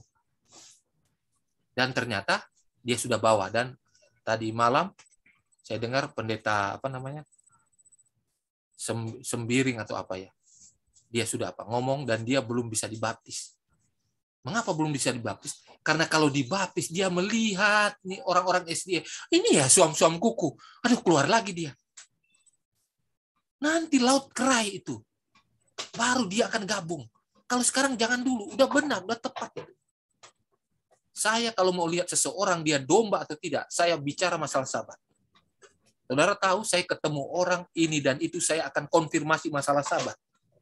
Mau siapa dia, agama apapun. Karena kebetulan kita juga belajar dikit ya. Saudara-saudara sepupu punya buku, saya belajar juga. Jadi saya konfirmasi juga, wah tahu dia. Saya teruskan belajar, saya ingatkan. Suatu waktu nanti Sabtu dan Minggu menjadi pertentangan. Saudara harus pilih. Sabtu atau Minggu. Saya sudah kasih tahu. Kalau peristiwa itu terjadi, ingat saya. Bertobat, Pak. Bertobat, Ibu, Bapak. Jadi, itu saja konfirmasinya mau lihat domba-domba di luar kandang. Apalagi mereka ini banyak yang dipakai oleh Tuhan sekarang ini. Orang bilang, wah itu nabi palsu. Itu istilah-istilah mereka di luar, jangan dibawa-bawa. Kita cuma melihat kebenaran yang sedikit yang mereka pegang. Tetapi dengan sungguh-sungguh dijalankan, Tuhan pakai. Walaupun belum bergabung, Tuhan pakai orang-orang. Ya, kita yang udah di dalam kok nggak dipakai-pakai, kan malu kita. Ada apa ini? Udah dibilang pergi, keluar country living. Malah di situ berdebat. Kayak kusir di situ ya. Ngobrol-ngobrol situ. Nggak pernah jalan, ngobrolnya habis-habisan. Jalannya enggak. Yang di luar sana dapat terang itu, Pak, cabut. Dapat terang itu pergi. Itu iman radikal yang dipraktekkan mereka. Malu kita. Malu kita, benar. Malu. Jangan sampai mereka yang menggantikan kita nanti. Yang kita setengah-setengah sekarang. Cuma banyak semangat mendengarkan firman Tuhan, menjalankannya juga susah. Kebenaran itu. Mungkin itu saja ya, Pung ya. Ya. Oke, terima kasih Pendeta. Baik, saya lanjut lagi, masih ada waktu. Dari Bu Esther, saya sempat mendengar kabar bahwa Jesuit itu sudah ada di dalam organisasi Advent, dan mereka akan menyusupkan kebenaran yang sesuai dengan ajaran Alkitab yang benar dengan ajaran yang palsu, tetapi kita tidak menyadarinya. Apakah benar demikian, Pendeta?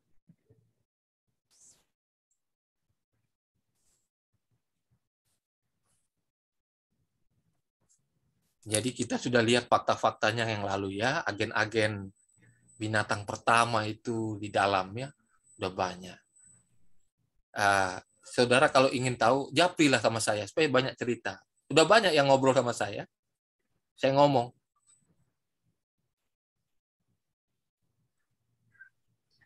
Yang bertanya ini japri saya. Japri bukan cuma japri, kita ngomong per telepon ya. Oke. Oke, terima kasih Pendeta. Untuk selanjutnya, apabila kita sedang berkendara di jalan raya, tiba-tiba ada paksaan divaksin dan langsung disuntikan, apakah itu sudah berdosa? Terima kasih.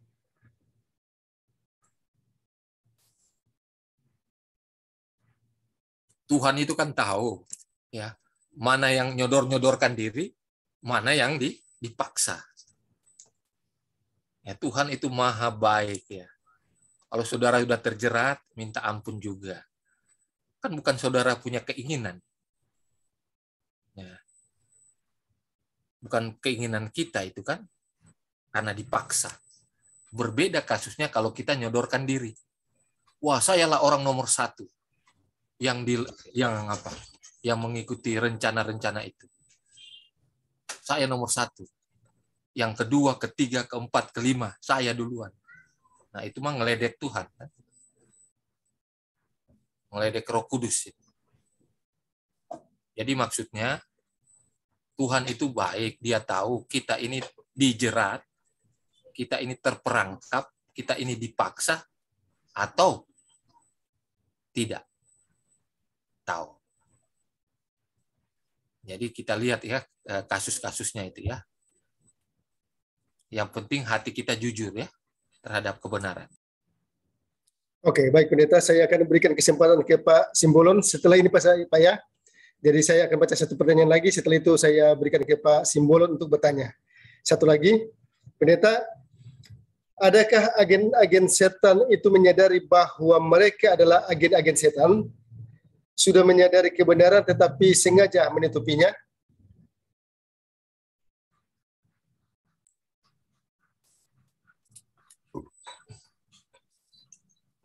Jadi ada 3 agen setan ya, 3 agen binatang ini ya. Yang pertama, malaikat setan yang menyerupai manusia. Jadi ada yang dia seolah-olah dia lahir dari rahim wanita, dari bayi keluar. Padahal setan itu. Supaya tidak kentara penipuannya. Yang kedua, melalui baptisan-baptisan. Seolah-olah dia terima kebenaran. Itu setan yang disusupkan. Maksudnya orang yang merupakan agen setan. Manusia beneran, tapi agennya setan. Melalui apa? Baptisan. Dan yang ketiga yang dikonfirmasi adalah melalui sekolah-sekolah teologi. Ini ada UNAI, ada petasan, ada UNCLAP, tamat pendeta. Padahal itu agennya binatang pertama. Dan itu bisa berupa apa? Malaikat setan sendiri yang menyamar, atau manusia yang merupakan agen binatang ini yang disusupkan lewat sekolah teologi. Ya. Dan sekarang saudara perlu tahu, ya, kita punya lembaga yang kita percayai, di mana istilahnya para nabi, para pendeta dikeluarkan, tamat dari sekolah-sekolah kita. Ternyata 25 tahun terakhir, 30 tahun terakhir, ada juga apa? Agen-agen ini sebagai pengajar. Dan sekarang sudah terang-terangan. Saya tidak menyebutkan lembaganya yang di mana, tapi itu ada di seluruh dunia. Ya, seluruh dunia. Disayangkan ya saudara ya, disayangkan. Tetapi setan sekarang sudah bekerja keras. Ya, dia udah nyatakan benar-benar, udah berani nyatakan. Yang udah 25 tahun, 30 tahun mengajar, lalu nyatakan saya agen yang disusukan. Lalu pelajarannya dibelokkan. 100, berapa derajat itu kalau berbalik? 180 derajat. Dulunya ada Ka'bah, dia bilang, enggak ada Ka'bah di surga. Mengatakan ada neraka, enggak ada neraka. Neraka itu cuma hati. Perasaan saja. Neraka itu enggak ada. Puluhan tahun mengajar itu ya, tiba-tiba dibelokkan. Bayangkan itu doktrin itu yang benar lalu dialahkan. Ini agen-agennya. Dan juga apa mengatakan, oh udah enggak. Wahyu 13 itu udah lewat. Itu cerita lalu. Kalau sekarang kan udah baik-baik itu. Yang binatang pertama. Udah baik, udah teman itu. Nggak perlu mereka dihina-hina. Dikata-katain. Ini ada. Itu agen-agen. Di lembaga-lembaga kita. Kita waspada semua ini. Syukur kita belajar. Roh Kudus menuntun kita supaya kita tahu benar. Jangan terpengaruh saya bilang kepada pimpinan, kepada pendeta, orang-orang yang kita percaya, pengkhotbah-pengkhotbah besar, jangan. Kecuali dia katakan demikian firman Tuhan. Demikian kutipan roh nubuat, jelas. Baru kita percaya. Kalau cuma filsafat-filsafat manusia dan lain-lain, apalagi filsafat kekafiran dimasukkan, tolak langsung itu, ya. Tolak langsung. Ya. Kalau ingin tahu lebih banyak, saudara japri ke saya yang tanya itu. Oke. Oke, terima kasih pendeta.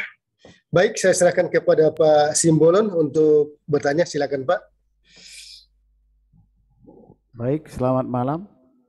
Selamat malam Pak, selamat malam. Ya, kedengaran suara saya ya? Bisa dengar, bisa. Terima kasih ya. Terima kasih pelajaran yang begitu baik kepada kita malam ini. Cuman saya bukan mau bertanya. Cuman saya mau memberi semacam pandangan ataupun keterangan tambahan lah ya.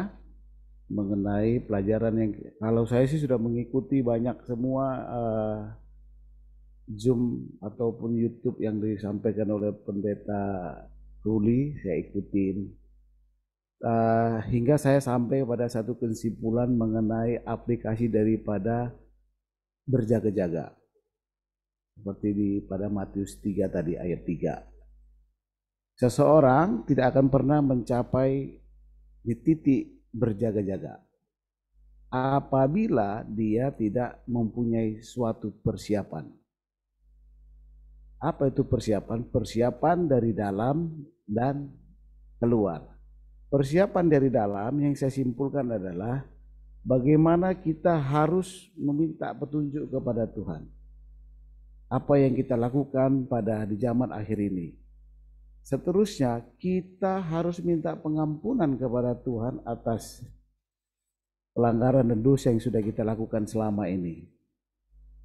Kita harus dari diri sendiri dulu, kita sudah harus melatih diri kita berbuat benar, melakukan kebenaran, meninggalkan kejahatan.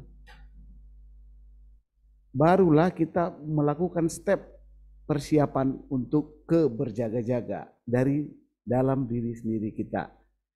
Kita tidak akan pernah mencapai suatu titik kita berjaga-jaga apabila kita pun dalam kerohanian kita sehari-hari, dalam kehidupan kita pun tidak mencerminkan bahwa kita seorang pengikut Yesus. Mulai dari tadi cara kita menahan diri, makan, selera, ketamakan. Kalau itu tidak kita hilangkan, percuma kita country living, percuma kita untuk melakukan apapun tidak akan tercapai. Apabila dari diri kita sendiri kita sudah merubah diri kita untuk menjadi benar di jalan kebenaran, maka step persiapan untuk berjaga-jaga itu sudah masuk di level 1. Setelah kita mencapai level itu, baru kita extension, keluarnya bagaimana? barulah kita lakukan apa? Melakukan perbuatan baik, penginjilan, ya, melakukan ya, kita menyebarkan penginjilan ini kemana-mana, menolong sesama kita, mengekspresikan bagaimana pertolongan Tuhan kepada kita, dan itu kita salurkan kepada apa? Kepada orang sekitar kita, saudara kita, sejemaat kita, baik itu melalui materi, melalui apapun, membagikan buku, traktat. Setelah aplikasi kehidupan Yesus kita lakukan, baik dari dalam diri kita maupun dari kita aplikasikan di luar kehidupan kita, maka kita akan sampai di titik berjaga-jaga. Baik. Kalau kita sudah lakukan itu, apapun kondisi yang kita hadapi dalam krisis akhir zaman ini, kita sudah dalam posisi berjaga-jaga. Persiapan untuk menuju berjaga-jaga. Tentara disuruh perang, kalau tidak ada persiapan latihan, mampus. Nggak ada dia. Dia persiapan sama. Saya sangat setuju apabila ada yang mau country living, bagus. Sudah melakukan rencana-rencana lain untuk apa? Keluar dari kota besar menuju. Baik Pak Simbolon, boleh mungkin lagi bisa langsung dipersingkat Pak Simbolon karena masih ada pertanyaan yang lain. Terima kasih ya. Ya baik, saya kira seperti itu yang sudah saya sampaikan. Apabila kita sudah mencapai puncaknya, mengkoreksi diri kita seterus dengan kehendak firman Tuhan, lalu kita refleksikan dengan perbuatan kita, maka kita akan mencapai di titik berjaga-jaga. Terima kasih. Terima kasih Pak Simbolon ya. Terima kasih untuk tambahannya. Baik, ada lagi yang mau ingin bertanya? Om Hans ingin bertanya, silakan Om Hans. Saya berikan kesempatan. Saya cuma pengen nanya. Ya, silakan Om Hans. Katanya pada akhir zaman nanti menjadi pertengkaran itu adalah Sabat dan Minggu. Ya. Andai kata orang ini dia beribadat pada hari Sabat, dia percaya akan Sabat, tapi dia masih memakai itu cara-cara bahasa roh. Bagaimana itu? Oke. Terima kasih. Pendeta mungkin bisa langsung menanggapi pertanyaan dari Om Hans. Silakan. Ini kan bicara, ini Om ini bicara domba di luar kandang. Kita tidak bicara SDA kan? Kalau SDA ada bahasa roh, ya bukan SDA itu. Kalau ini non SDA, domba di luar kandang, itu terangnya beda-beda. Jadi kita tidak bisa pukul rata, harus seperti kita. Jadi dalam kebenaran-kebenaran tertentu, terang-terang tertentu, ada yang sama dengan kita. Ada yang mereka belum seperti kita. Tetapi mereka perlu belajar atau mereka perlu mendengarkan pelajaran itu. Dari siapa? Dari saudara. Dari kita. Orang-orang ini tidak akan tahu kalau tidak ada yang menerangkan. Sampai nanti puncaknya pada saat Laut Kerai itu. Baru di sana apa? Mujizat terjadi. Orang-orang ini akan apa? Bertobat. Tetapi sekali lagi intinya adalah hari Sabat, meterai Allah itu. Pada Laut Kerai nanti. Nah kalau orang itu sudah menerima Laut Kerai, sudah menerima hari Sabat, udah. Itu intinya. Yang lain itu akan mengikuti. Jadi memang tidak sama orangnya. Tidak sama orang punya iman, sesuai dengan terang atau kebenaran yang diterima. Bisa saja mereka dalam terang yang lain lebih hebat dari The Seventh Day Adventist dalam apa? Pengudusan Sabat. Yang lain belum, di dalam doa belum mereka. Mungkin ada yang masih makan makanan haram, belum. Tapi dalam pengudusan Sabat luar biasa. Ya, jadi kita perlu hati-hati juga untuk mengadakan penilaian, ya, melihat orang-orang seperti ini ya. Jangan sampai kita salah untuk menghakimi orang-orang ini. Ya. Takutnya mereka yang masuk, kita yang keluar. Terbalik nanti ya. Yang penting kebenaran sahabat itu harus kita sampaikan paling utama. Jadi kalau saya sekarang, semua sahabat itu saya sampaikan. Siapa saja yang ketemu. Mau Kristen, non-Kristen, sampaikan sahabat. Roh Kudus yang bekerja. Dan umumnya, semuanya nggak ada yang nolak. Sekarang ini, nggak ada yang nolak. Mereka mengaminkan agama apapun. Itu yang saya alami. Jadi memang ini hari Sabat, sebagaimana tulisan Roh Nubuat ya, itu menjadi inti peperangan di dunia ini. Sabat atau Minggu. Tinggal kita pertegas saja. Nanti Roh Kudus yang lebih menyempurnakan penginjilan pribadi kita itu. Oke, terima kasih Pendeta. Masih ada 2 lagi pertanyaan terakhir Pendeta, 2 pertanyaan terakhir. Yang terakhir, kedua terakhir yaitu, apakah kebangkitan orang-orang mati yang tersayang akan berlaku secara global atau hanya setempat saja? Apakah ini sudah berlaku sekarang?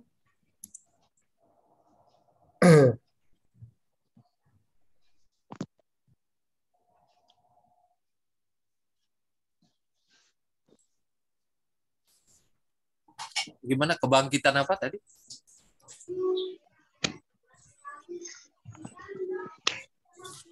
Belum di unmute ya?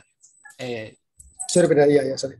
Apakah kebangkitan orang-orang mati yang tersayang akan berlaku secara global saja atau setempat? Orang-orang mati yang apa? Yang tersayang. Yang disayang. Ya. Jadi apakah kebangkitan orang-orang mati yang tersayang akan berlaku secara global atau setempat saja? Apakah ini sudah terjadi sekarang? Jadi kayak ada kebangkitan gitu, Pendeta. Oh, itu. Kalau kebangkitan belum ada nanti waktu Yesus datang kan, menjelang Yesus datang. Ya, setelah kutuk ke-7 ya. Kutuk ke-7 situ baru mereka dibangkitkan. Baru Yesus datang.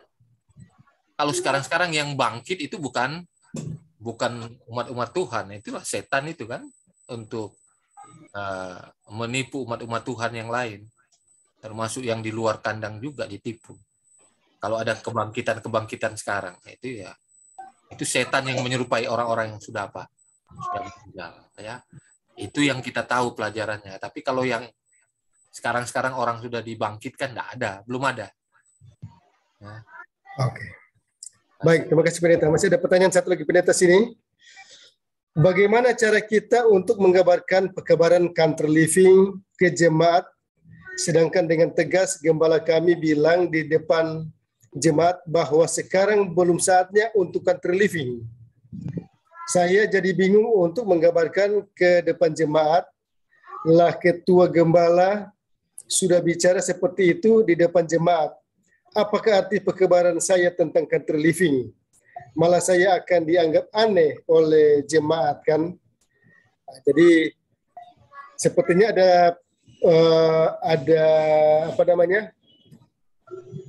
di satu sisi ada pekabaran Country Living disampaikan di jemaat, tetapi di satu sisi ada pendeta yang mengatakan bahwa pekabaran itu belum saatnya. Nah, jadi bagaimana ini Pendeta? Jadi jangan pernah dengar kalimat-kalimat itu. Harus minta, demikian firman Tuhan, demikian kutipan Roh Nubuat. Nyatakan itu. Orang tidak bisa menyangkal itu. Jangan pakai apa? Pemikiran-pemikiran manusia, walaupun pendeta sekalipun. Kecuali demikian firman Tuhan dia katakan. Jangan, menurut saya sekarang belum masanya. CL. Mana kutipannya? Bukan kutipan dia. Demikian firman Tuhan. Demikian kutipan Roh Nubuat. Baru orang percaya. Dan mesti lihat konteks juga. Arti yang sebenarnya. Karena seringkali tadi kita pelajari, setan juga membuat tafsiran-tafsiran. Sehingga membingungkan umat-umat Tuhan sendiri. Yang menafsirkan orang-orang hebat, bukan orang biasa. Tetapi bisa jadi itu agen-agen setan yang disusupkan. Jadi sekali lagi, marilah kita melihat demikian firman Tuhan.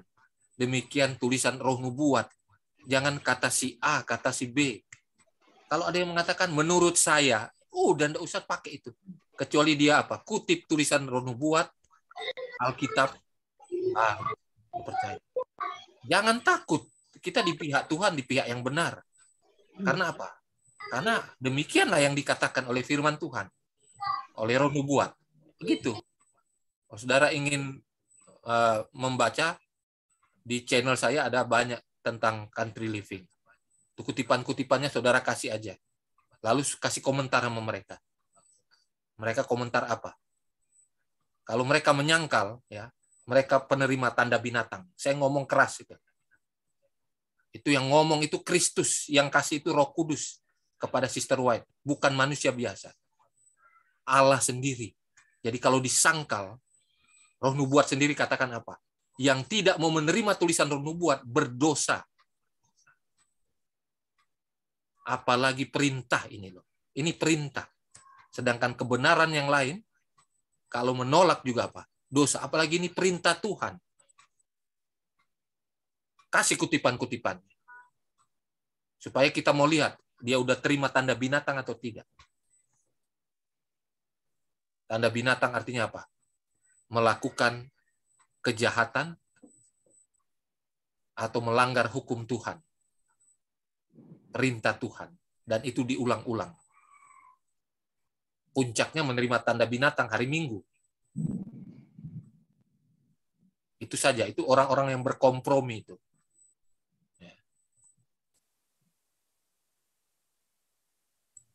Oke, terima kasih Pendeta. Jadi kayaknya memang masalah country living jadi mungkin kita bisa ya satu sesi lagi Pendeta, mungkin lebih diperjelas lagi, kita bisa angkat lagi satu sesi lagi untuk kita bahas selain yang sudah ada di video-video kita sebelumnya Pendeta mungkin. Oke, terima kasih. Kira-kira masih ada lagi ingin bertanya? Saya berikan kesempatan satu kali lagi sebelum saya tutup akan acara ini. Kalau masih ada, boleh raise hand dan bertanya langsung, dan saya akan memberikan kesempatan itu.